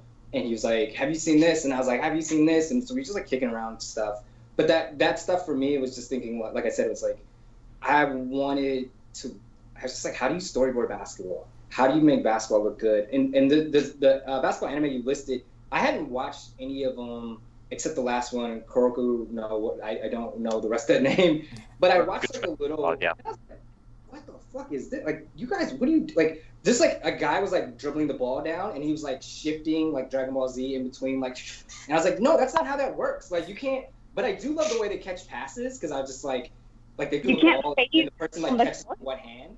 And you're like, that's not how you. But it looks cool for animation, so I was like, oh, that's totally fine. Yeah. But like, I was just like, what? How would you do this? Yeah, it'd be cool if you had someone who knew the sport and who knew animation and had a love for both. Yeah. That could, find some way of actually paying homage to the athleticism and the, everything that's involved with the actual sport itself into that medium. Has a lot of potential because the eye of the camera is that's the beauty of the animation art form that draws me into it, is that you can exaggerate, you can not so much face shifting on the court, but I'm really excited to see what you do with it, face shift or no. So I mean, power up a charge basketball. It's like, I'm gonna shoot a half court shot. Yeah, just like. But I'll email it to you guys. Yeah. I did two. So I did one where it was like, again, it was at the time where the NBA hadn't decided to come back yet. There still talks of the NBA Bumble, which has been super successful so far. And it was just like kind of one night and just like, hey, you know what? What if I boarded one of my favorite Kobe Bryant plays, where he like drives the lane and you think he's gonna go for a layup or a dunk and he passes it to Shaq. And so I boarded that one. That was the very first one I did.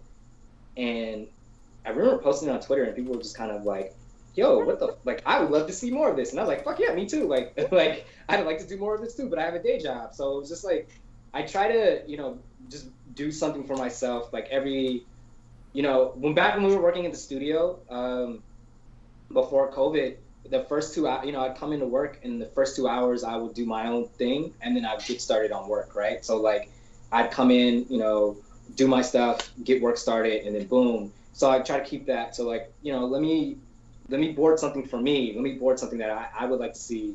And so then I was just like, here's this one. And then after I did that one, I was like, what's my other favorite play from the series? Because that was the series in 2001. To me, that's the moment where I like I always loved basketball, but like watching Allen Iverson and Kobe Bryant go at it in 2001, like at that point, the Lakers were running through everybody. They had not been defeated. They're in the finals. And here comes Allen Iverson, who's like barely 6 feet tall, ruins the Lakers. Like the Lakers would have had the first record in NBA history to sweep everybody. And the 6 foot tall dude from Virginia stopped that from happening, right? And so like that was like the series. To me, it's like, if the Namek Saga is everybody's favorite Dragon Ball Z saga, like this is the Namek Saga of basketball, right? Like that is the. I don't even like the Namek Saga because I like love Trunks, but like I'm not gonna deny the Namek Saga is the best one. But like I was like, let me do this. So for the second animatic, I did like Allen Iverson crossing the Tyronn Lue, and I was just like, what does that look like? And like you said, because now you can be the camera, you can show this move, and what was great. Yeah. How do you play this up? How do you play up the dramatic tension of the moment? Yeah. And I think what's also cool about this endeavor of yours is that right now you are just doing something that's fun for you, that you're passionate about, but you've obviously had a very well storied career already, but you're also getting more practice time in with body movement in general and anatomy in general that can translate to all sorts of action sequences in the future down the road for yourself or for another project. And, you know, you're all basically, you can't lose by just creating. Well, see, here's the crazy thing about that. Well, it's like, you know, so when I would do this stuff, I would listen to old basketball interviews also, and there was this really cool woman with Rachel Nichols. She has a show called The Jump, and she's interviewing, I think this was last year, she's interviewing Tracy McGrady and Kobe Bryant. And to bring it back to the Dragon Ball Z, Kobe Bryant is Goku, Tracy McGrady is Vegeta. At the height of their careers, that's where both of these people are at. And they're talking about how they were in Paris for Adidas camp because they were Adidas athletes at that point in time. And Tracy McGrady was about to do a pickup game, and Kobe was just like, nah, bro, don't do pickup. And he's like, it's a waste of time. What's the point of doing pickup? Like, you're going to get 25 shots in a pickup game. I'm going to go train. I'm going to do practice. I can get 2,000 shots off. I can develop my skills. I can hone my skills. I can do all these things and become a better athlete. Me playing the pickup game is not necessarily going to make me better. And I kind of just took that as like, hey, if I do these little things for these little projects for myself, that's going to help. What you said, it's going to help with all these things. Like, yeah, I love drawing fan art. I think fan art's dope. I'm not going to stop doing fan art, but like that energy that I would put in for fan art, let me put it into these little, like, I think the kids that do TikTok are genius because it's like, hey, how do you tell a story in 17 seconds? And I think that way too. I'm like, it's all about it's all about visual and narrative shorthand, and I'm obsessed with it. Like, I could rant for hours about like the genius of specific shorthand on TV. I'm all about that. But doing, you know, indulging in these right now, you feel creatively fulfilled, it sounds like, based on just how you're talking about it by doing this. And that, you know, even though it's technically more work, it feels like it might prevent burnout by taking some time for yourself. I mean, that's an interesting thing you said, because I remember I was talking to a friend of mine, and, you know, we were just talking about, like, I was like, you have to do, because when you work in boards, you kind of put a lot of yourself into it, and then you go to those reviews, and they're just kind of like, we want things like this. So they kind of just, like, take off, like, hey, all these things that you get, yeah. Now make it like this, right? So it kind of just like, man, I put my all into this, and I got to a place where it's just like, this is not my thing, this is not my show, this is not, so like, getting notes don't really bother me, but I was telling my friend, I was like, you've had more creative fulfillment kind of just doing your own thing, you know? So like, granted, I did 2 of the basketball ones, I did a Buffy the Vampire Slayer one, I did a Final Fantasy 7 one, where it was just like air. I love Buffy. Yeah, I did a Buffy one, and then I was like, oh, this is really cool, and it's just like cute where I started off, where it's like, you just think these 2 kids are just like running in the library about to make out, and then like someone comes with a knife, and you're like, oh shit, it's a knife, and it's like, boom, it's Buffy, like, and the guy's a vampire, you know, it's like, here's the flip. So it's just like these little cool things that I had done just to be like, let me practice these other things. Sorry. Oh, just delay. What did you do for Final Fantasy 7? I have one that I haven't posted yet, just because, like I said, I spend like a little bit every day. I'll post that one and I'll send it to you guys.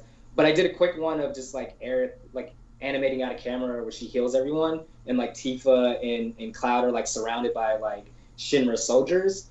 And Eugene Lee, who was the director on Voltron, he's like, damn, dude, that shit looks good. And I was like, nah, Eugene. I was like, I need Cloud to rise up in the frame, and I need Tifa to back up like this. But I didn't have enough time, because I try to give myself like a time limit, right? Like I learned from my buddy Matt Humphreys, who was the director on DuckTales, and we worked together on JLA. It's like you got to kind of give yourself like a schedule or something, because then you could just spend forever working on something. And so I was just like, I have this weekend to finish this. I have Sunday to finish this Final Fantasy 7 thing. I'm not working on it on Monday. So I try to do that, and so like just to keep the ball going, just to keep moving with other things. So right. Yeah. That's a really smart, and I've heard similar things with writing, because that's what I'm trying to, you know, my focus is mostly writing versus design, but like I've heard, you know, setting aside a schedule, even if it's or like a word count. It can be not good words, but if you just get them down a little each day, at least. Yeah. If inspiration hits, then by all means, but to prevent burnout and to keep creativity going. And even if it's not the main project, because I found that, like, you know, I've had to step back from my main creative baby to go out, watch some new TV show, read a new book, gain some new perspective, and then come back and I'm like, oh, that creative block, don't have it anymore. Yeah. It's all, nothing is wasted as long as something's being created, essentially. No, that's a good thing. Yeah, for sure. Like, you know, James Tucker, who was supervising director and producer at Warner Brothers, is like, you don't know what works until you put it out there, right? So like, that was the thing that he had kicked to me, because I'd sometimes run up in his office and bug him with like tons of fucking questions. And Chris Copeland's, you know, philosophy is like rushing to failure. You know what I'm saying? Like, get it all out there, just get it out, you know, and then you can like build what you want out of it. And so like, but pacing yourself is also important, because I feel like our industry is plagued with overworking and a lot of just make sure you don't burn out and you're free. Yeah. And I'm talking to the audience, like out there of young. But part of the thinking of just getting it, part of the thing is just getting it out there is not to noodle it forever. Yeah, not to work it. Just do it and get it out. Usually, and like what James said, and I fully agree with this. You never know what's going to work. You never know what's going to hit the audience. Yeah. Yeah, but it can be. Find out later. I was like, oh, that was successful. Let me do that again. Yeah. Yeah, it will never be perfect. Yeah. Because then nothing gets made. Yeah. I like the burnout thing that you brought up, because at the same time, like in my head, I'm like, oh, I need to finish this thing, this small thing, and I just like, I don't have energy today. I won't do it, right? Like I won't force myself to do it. I won't. So like you know, although I am working on these little things for myself, if I don't have the energy for it, I'm not gonna force myself to do these things, because it is important. Because I have gotten to a point where I'm like really fucking tired, and I'll try to draw something, and it would be a good art. Yeah. And then the next day, man, this was just way easier if I just waited the next day to handle this one small thing, you know? Yeah, because good art is not made with a shotgun held to your head. You know, like it just isn't. It you know, sometimes it helps. That the program helps. Oh, that's why I had that word in my head. I was like, why did I use that word? No, but like seriously though, if you're sleep deprived or whatever, like give it a rest. It'll be okay. Yeah. It'll still be there tomorrow, and it's animation. It's cartoons at the end of the day. Yeah. It's cartoons. We're here.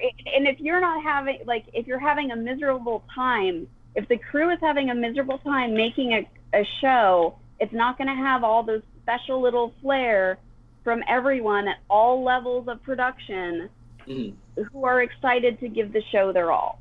Yeah. So, yeah, pace yourselves, art students. Yeah. It'll be okay. You're not falling behind. So as board artists, Brian and Matt, I'm assuming both of you have probably experienced burnout at some point in your career.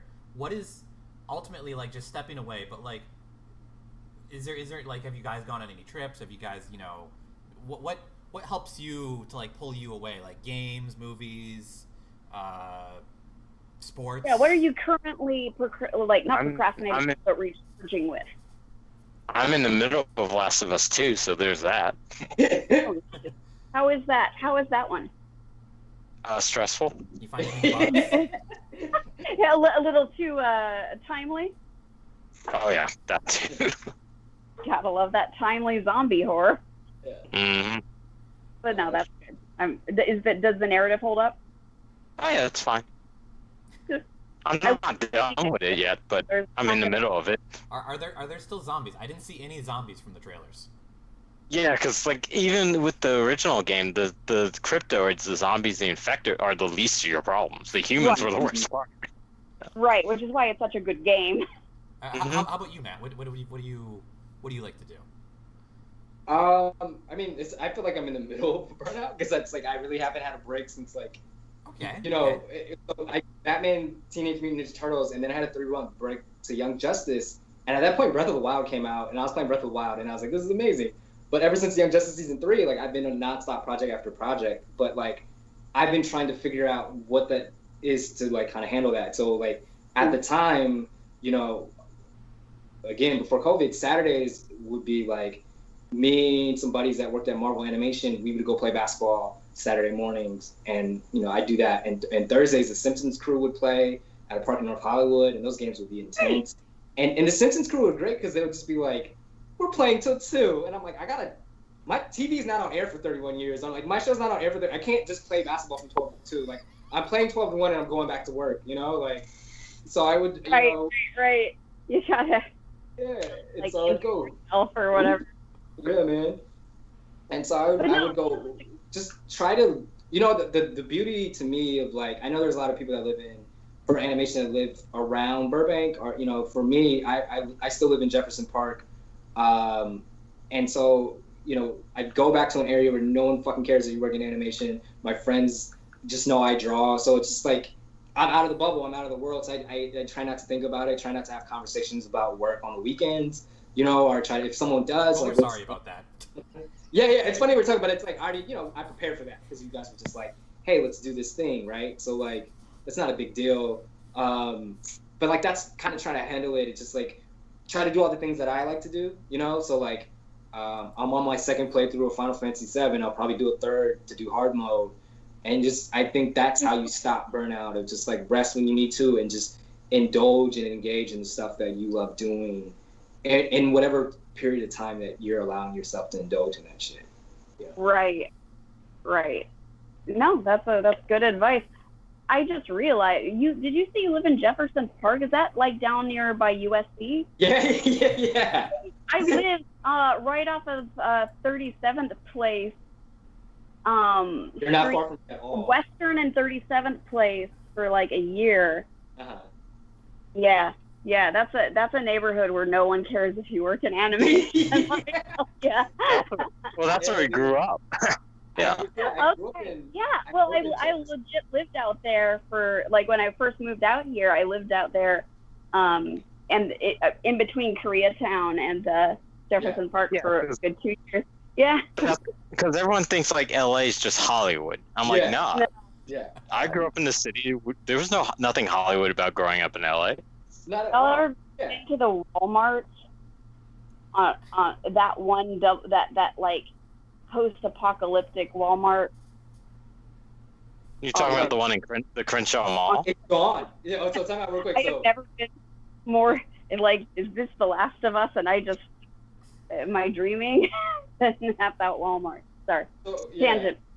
Burnout. I want to talk about that Walmart for a second. That shit's fucking funny to me. So I grew up in Jefferson Park from like 1 to 8. Then I moved to Lamar Park, which is like 2 miles down the fucking street, right? Like, so it's like Jefferson Park, Lamar Park, right there. And so that Walmart in the Crenshaw Mall is like 7 blocks away from the house I grew up in. And I'd go there, and you could not find anything in that fucking Walmart. It just felt like it's so garbage. As soon as I moved out there, I was like, oh, a Walmart in LA? Let me go check it out. And then I go there. It was one of the first. It's the worst. It's like, the worst. I would go in there every time and just take photos of things that are there. And you can't get out of the parking lot. And you can't get the cart up the weird rickety cart escalator. Get out while you can. Like, oh, good Lord. Yeah, Walmart would have more Walmarts in California if they could, but we have like a state law that says they can't. It might be even Burbank. Law, but, like... Burbank now has one, I believe. But it's incredibly difficult, and I don't mind that law.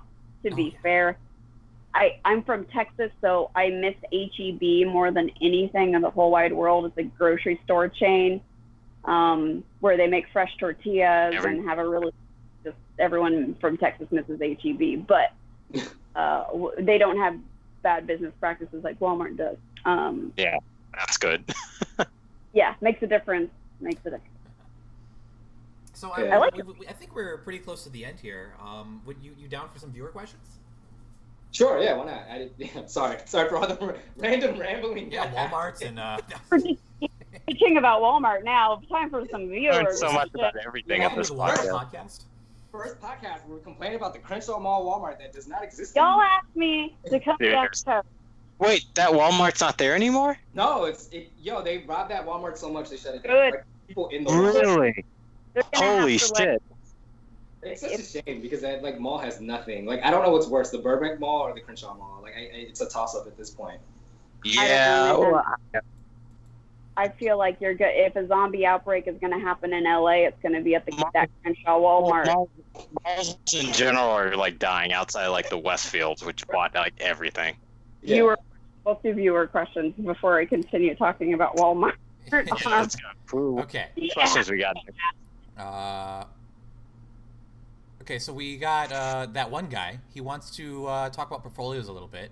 Oh, cool. Well, for starters, how current should a piece be for a portfolio? Is 2 to 3 years too old? And he's specifically asking about boards or character and concept. So he's just wondering, like, how up to date should your portfolio be? I guess. I would say just real quickly, if it's the best representation of your work, it's fine. Yeah. I'm happy to answer this question because I have the most unorthodox kind of portfolio. Like, I just put animatics on a Google Drive doc and just email it to people when they say, like, we need to see your samples. But I think it's important to, like Brian said, if you have something that's 2 to 3 years old and that's like the illest thing you've done, that's fine, right? If everyone unanimously agrees, like, this is dope, it's totally fine. But you have to cater your portfolio to exactly the job specification. So there's no point in putting character design. You can't be like, oh, I want to be a board artist and put character concept. Like, they don't care for that. Like, just make it boards. Like I said earlier, like, if, the genius of these kids doing things with TikTok under 17 seconds, board something that's 17 seconds. There's, my homie, Ife, he just boards little action vignettes. Like, here's this character running and dodging cars. 17 seconds tops. It's amazing. Like, just think of, like, what story can I tell in 17 seconds? And if you can tell that well, that's going to be, like, amazing to any director or future employer. So just, put your best work in there, but don't be afraid to put new things in there also. And I'd back that up because, like, you don't also want to put in work that makes you look bad. So if you're not strong at character and design, and you're trying to do character and design, but you're better at board or animation, take out your character and design stuff. Like, even if like that sequence has amazing like rhythm and structure and board and composition, but your characters aren't all there, I'm like, okay, I'm not gonna hire this person as a designer, but like that action sequence was fucking fantastic. Also, Anyway, you never know what job you might get kicked to based on the good stuff in your portfolio that may not be for the original job you're trying to get. Too. So if someone says, I don't know about this guy as a character designer, but look at all this other stuff, I know a production that is looking for, and that's how it tends to happen a lot of times out here, too. So, and like a resume, I would say definitely tailor your portfolio to the type of job. The style. Resumes, have multiple resumes. Yes. So, yeah, I'm not going to put all my student film credit on a resume for a specific job. Like it just won't be pertinent. I'm going to put all the pertinent stuff I've done. But if you're applying for something that's entertainment related, you might, if your student stuff involved you producing films or shorts. Exactly. Yeah. And that's the thing is you got to tailor the description on that. But resumes are different from portfolios. So and then a follow-up to this, he asks, how do you think online portfolios these days and stuff will work out? It will be a while before anyone can do anything in person. So, like, so you were saying you were using Google Drive and you're sending that over.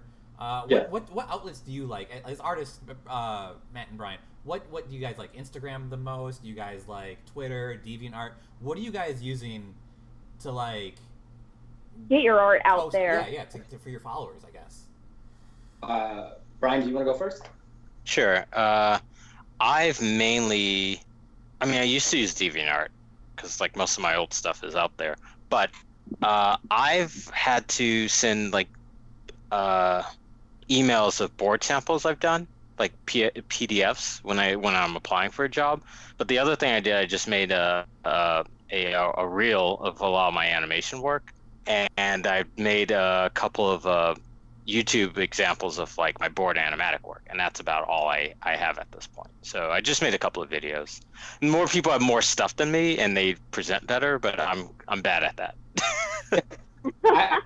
I'm also bad at presenting stuff because I know people have websites. I don't have a website. Like I said, I just like me neither. But I think Instagram and Twitter work. You know, like there was a period when I was posting that basketball stuff on both Twitter and Instagram, I was getting hit up by different people. And there was a lot of success that came from that. But just make sure if you make work, it's easily accessible. And I know there's a Twitter conversation where people are like, well, I don't have followers and blah, blah. It's like, I have a lot of friends in animation that are either new to Twitter or not on Twitter at all. But they're really good, you know, whatever thing they've done that's really good, the industry knows about it and they know about that person. So just make sure you do good work and make sure it's easily accessible for right now. But once you get in the door, you don't have to really worry about too hard about like, oh, I gotta update my website or this or that. Just like word of mouth and you working, then people's like, oh no, Matthew's good. We can hire Matthew. You as a good worker, and they know you will get recommended for jobs. It's all about getting in the door first. And to that end, I would say managing your personal brand and catering your personal brand prior towards getting in the door is quite important, and learning how to play up your strengths. Like if you have the best approach I've seen is have the Instagram. It's very easy to make a personal website now. There are templates on WordPress, templates for art portfolios, etc., that you can do for free on WordPress, or you can pay a small fee to have it link with your name, having a website where you can just update it easily with your work. And then on top of that, having the social media outreach with an Instagram dedicated to your art. Right. And then on top of that, if you really want to go the extra mile and get it out there, watermark it and start submitting it to some of the mini art subreddits out there. Join Discord communities, get to know people, post your art, make sure it doesn't get stolen by some major clothing company, sure, but definitely three-pronged social media outreach approach can be done, but you don't want to seem like you're desperate. That's the main thing. You want to smoke and air that you've already got this, you have commission, but that's for the overall social media. Yeah, like what you just said. Yeah, what you just said, Eva, was super important because Matthew and I are established, so we've been around for a while. It'd be really hard for someone to take our stuff when we put it up. Because anyone, one of my first experience working when I was at Mike Young, my first director, Jeff, he was looking through my portfolio and he told me a story about he was going through someone else's portfolio and saw one of his friends who he worked with, one of his works in this other person's portfolio. Yeah, exactly. And he was like, and he was like, oh yeah, sure, cool. Yeah, they went with the interview, same as always. And then when that person left, he was like, yeah, that guy's a fraud. Don't hire him. So yeah, and that word will get around. So definitely, the industry's small enough for work more often than not. It's like, oh, I know that person's work. So when you get ripped off when you're not that well known, that's why it's important, like you said, to put watermark on stuff while you're up.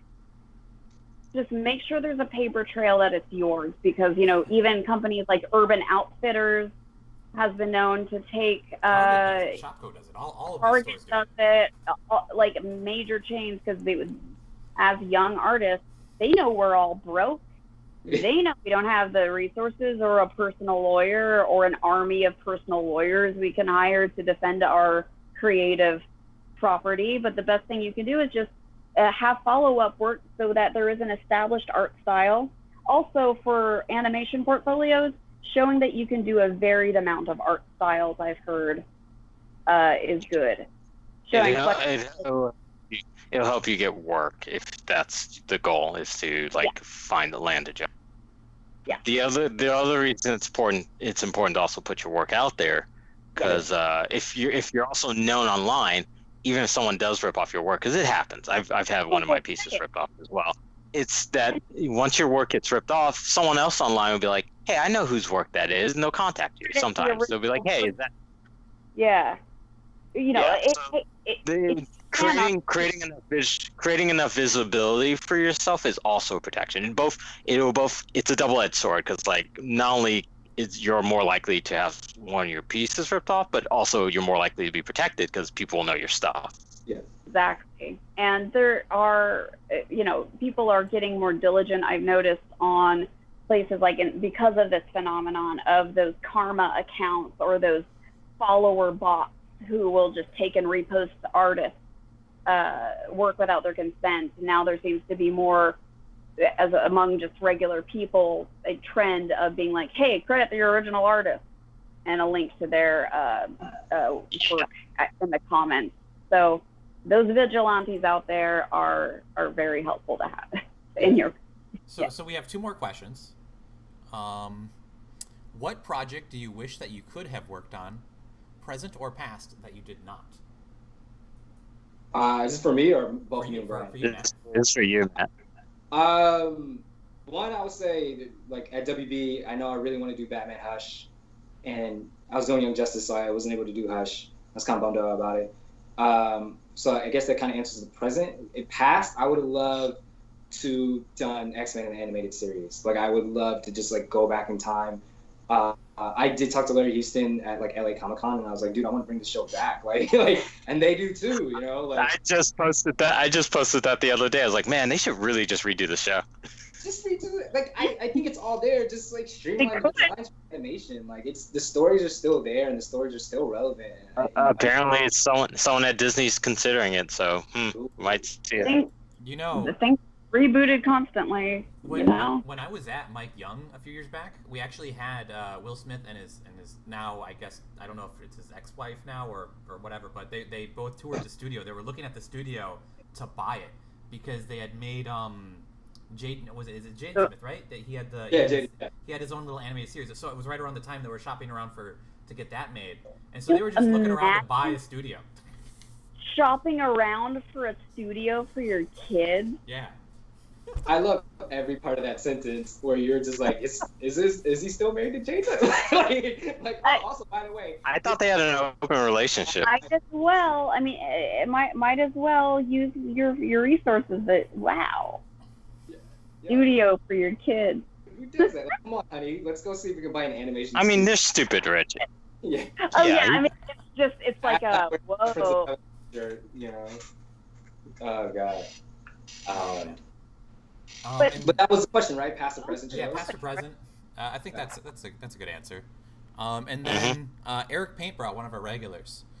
These are both our regulars. That one guy and Eric Paintbrough are both our regulars. Oh, cool. Eric is asking, what was it like during the time between jumps? So, the good, the bad, just that's those a good question. 2-3 month breaks. The first time around was hard because you're just like, what is, you know what I'm saying? Like, it's like, oh, I just showed up and, I got kicked out. And so you're just like trying to wrap your head around that. And it fucking sucks. But then after you return to the studio a second time, you're like, oh, okay, so it's not that bad. So you just start looking at these breaks, as just time to like kind of handle your own business, do whatever you got to do. But then I got to, I knew I had a break between Batman versus TMNT to Young Justice, and I just spent that time playing, Breath of the Wild, because somebody was like, you're not gonna get that time, you're not gonna get that time where you're just relaxing doing nothing, because as soon as you jump on these high profile projects, it's just kind of like, it's just a lot of work, like spirals. It's exactly. And so you're gonna be so exhausted by the end of the day that I know when we would be working on super intense shows, we could not even watch, as much as we loved Game of Thrones at the time, and as much as we loved, some of the heavier drama shows in our repertoire, narratively amazing ones, we just could not handle the energy of watching anything that wasn't mindless background noise. Oh yeah. It just, I love the plot's great, but I just can't think of it, and I just want to eat dinner, and go to bed. Yeah. But now a with your vibe. personal projects, I imagine that you must be looking forward to like get some time to work on something and doing something. Do you have anything? Do you have like a break scheduled up in the upcoming future, or are you just like you're like, I don't know when I'm gonna get free. They have me locked in a basement. Save me. Blink if you Yeah. can. I don't know, you know, and I would love, you know, I would love a break, but that's not what's going down. And you know what sucks is like Comic-Con is normally the break period for me, for a lot of people too. Yeah. So I mean, last year I spent way more time in my hotel room than anything, just sleeping, and then I'd go out to go like, you know, hang out with everybody. I go to like one panel, go get pancakes from Richard Walker's Pancake House, and then go to sleep in my hotel room. But like Comic-Con was normally the break to like reset, and we didn't get that this year, for obvious reasons. And so I can't wait to just like, yeah, I don't know what I'm gonna do in a break, but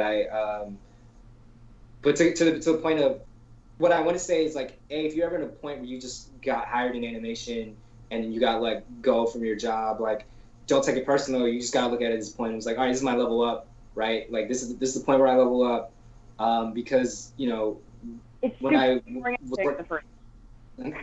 yeah, the first one's gonna be tough, and then once you get over it and realize how tough, once you get over it, you're like, it's never gonna be that tough ever again, and you just have to like know, like, man, I just gotta be undeniable, and you just gotta do what you can, and I think, you know, it's gonna take a while, you know, so it's a marathon, right? So like, worry about your pace, don't worry about everyone else's, don't worry about the person in front or behind, like, worry about your pace, and that's it. You should only be concerned with you. You're only competing against yourself. And I say this because my brother just completed his second marathon. You know what I'm saying? Like, but so just like that's where you have to be on deck. You know, and so like, just take that time off to level up. You know, I'm gonna take time off if I get chance to take time off just to relax, and then delve into my stuff. Like, you know, like, but yeah, like it's gonna be tough, but it's not personal. It's just business. Like I've been laid off. You know, I've been laid off by Titmouse. And they're still contacting me. I've been laid off by WB like 4 times, and I still work for them. You know, like it's not the end. You know, it's just like, yo, you're just not working out right now. It doesn't mean you're not gonna work out with them forever. Yeah, different shows, different styles, different people, different producers, different. And you never know if someone high up is going to come on and they'll really have someone they really want to hire in mind, and it just is what it is. You're not that one person. It's not your fault. Yeah. You know? It's like, well, okay, well, nice seeing ya. Yeah. Good luck. Because the project needs have to come first. Yeah. They do. And, you know, but priorities. Like, if you get time to slack off, take it. Because this industry will not give you much of it when you're on. Right. Okay, and that was the last of our questions. Thanks for being on the show today with us. Normally we end with a little bit of Brian's words of wisdom. I feel like this has been a great episode. So Brian, if you have anything more, if you can possibly pull, in like. Sure. I mean, like. Nothing. You're like, I got this. Sure, step out the way. Here's some. Yeah. I'm just trying to think based on like Matthew's story. It's interesting because like you sought the dedication pretty early on in like high school and college, and like I mean you met like Jay Oliva, who's a legend, pretty early on, and like I took his class much later when I was already a professional, like working at in 2009. Damn. But like it's one of those things where you did game testing for a bit. Yeah, and like even if you're doing other things, you always I figure, I think we talked about this last week, if you correct me, Nick, that following your passion is often like your best course of action.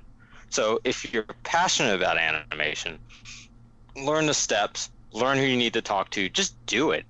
Like last week, Shakira was talking about she was writing her whole life. Yeah. And had help her. Like with Matthew, no one had to tell you to draw. You just drew. Yeah. So if you're already doing the thing, you will get better at it. And if you're doing the thing, share it with people and like feedback, listen to feedback, talk to people who also do the thing you want to do, and they'll reach back at you because they'll super helped you. I have a follow-up to that, if you don't mind. Just an add-on. Just that because my whole life from the age of 10, earlier than 10, I wanted to do live action filmmaking, and my whole life I had to set up my whole career path perfectly. I was an overachiever in college for it. I was like ready, set, go as soon as I moved to LA, and then my back gave out and I couldn't work on film sets anymore. And I had to then, you know, be flexible. I ended up taking a production job and I fell in love with animation. And it turns out that my passion, the core of my passion is wanting to be a good storyteller. And that thankfully translates to many different mediums. So sometimes if a life throws you a curveball and it's not exactly how you dreamed it would be, like, give it some time, feel it out, and you never know. Like, as long as you feel like you're moving towards a good, happier life, as long as things are, you know, moving in a positive direction in general in your personal life and, you know, just the rest of the world, because it's not just your career, then good. That's the main thing. It's like, you be flexible enough for curveballs may happen. It doesn't mean that it's all. Like, because I just think a lot of viewers, a lot of aspiring people are very young. They're, you know. Yeah, but they don't know what those curveballs are yet. Yeah. They don't know what a back hurt means. So right. Are like losing your wrist or like getting a tumor. Exactly. These are all things life's gonna throw at us. I literally fell off of a ladder onto a pile of broken glass on a set once, and was like, I might be carrying things wrong. But by then I had already fallen off of a ladder onto broken glass. Yeah. But even part of that, you didn't let any of that deter you. You simply said, like, well, I can't do that anymore, but I can do other things. I can still. You had multiple facets and interests. Yeah, and diversifying your mental portfolio is good too. Yes. You know, I never would have thought of, you know, transitioning in the way I did, but the passion finds you. You're keeping your ear to the ground and your eyes open for opportunities. It'll be, you know, you'll catch something. And you dreamed, but it could lead there eventually. What were you gonna say, Brian? I wanted to add one thing that I was like, oh, I think this is important to just bring up. Sure. It's weird sometimes when I see artists say like the most basic stuff online, but it's like you have to treat your body like it's not a machine. So rest when you're, you know, rest when you need to rest. Like when I'm not drawing, when I'm not drawing, 20 minutes lying down on the ground, heating pad, like, cause I broke my elbow, heating pad wrapped around this area, loosens the muscles, walk around, calf stretches, like you need to treat sitting down and drawing for hours like if you're an athlete, right? Like, what do you do before you go? You get your fucking stretches out before you play anything, right? So like, do the same thing, because you're gonna have a fucked up back, you're gonna have fucked up wrists, and you want to alleviate all that stuff. Yeah, and when you have a fucked up, sorry for the language, a fucked up spine like I have, the pinched nerves will make it impossible for you to write well, because I liken chronic pain to being followed around by a horrible child who has a megaphone and is screaming at you constantly, and you're like, dude, I gotta work. And the child's like, no, and then let me go mess up your home. Like, it's just, you can't focus when your brain is on high alert screaming, ouch, help, hell, pain, stop. So don't get to take it from me, kids. You cannot afford to have poor posture in today's America. Yeah. You just can't. Yeah. Or work out your core. Work out your core. Especially if you're sitting. Like, here's the other thing. You're Like, sitting all the time. Work out your core. Yeah. So if you're sitting all the time, you need to work out your core. Make sure you're not hunching. Sorry, a bit of a health PSA, but I've been scared from being able to work because of these things, And I don't want any of you guys listening to have a similar setback. Yeah. It can be quite frustrating. Yeah. That's understandable. Yeah, don't keep your drawing, like, I draw like this, which is like, they're like, don't draw at a 90-degree angle. If I'm not drawing, my hand is always just like, yo, just keep that thing stretched. Do not go to sleep like this. Like, my friend was like, man, I drew all day and I was playing video games. My fucking arm is killing me. I was like, bro, because your arm has been at a 90-degree angle all day long. You got to stretch that shit out. Like, so I'm just saying, these things are important, you know, and I don't think, you know, a lot of artists kind of put that in perspective of, like, the athletic side of what we do. It's not really that athletic, but it's like, you got to, you know, treat you right if you're going to sit there and kind of do a lot of bad habits, which is just sitting down and like when you're young, you heal faster, and you're not, as soon as the pain enters, you will forever be constantly aware of your body in a way that you never were before. And, you know, right now you think, oh, what's stopping these people? I can go forever. This will never go away. Like, it will. So, but that's okay. Learn it, you know, stay ahead of the game. Yeah. Stay healthy, especially right now. Yeah. Stay healthy as you can. That's my closing advice. Yeah. That was unasked for. Yeah, so thanks for being on the podcast today, Matt. Oh. It's been great. Thank you. It was lovely meeting you. Yeah, I feel like I learned a lot. And I feel if we're learning something, then that means the audience is going to learn something. Exactly. Thanks for watching, everyone. You know, we'll let you guys know when we have our next interview set up. The links to Matt's Twitter and I believe his Instagram are down below in the description. So if you want to give him a follow, make sure you go follow him. And if you're not subscribed and liked this video yet, make sure you subscribe and like the video. So have a good one, guys. And peace out. Take care. Be safe.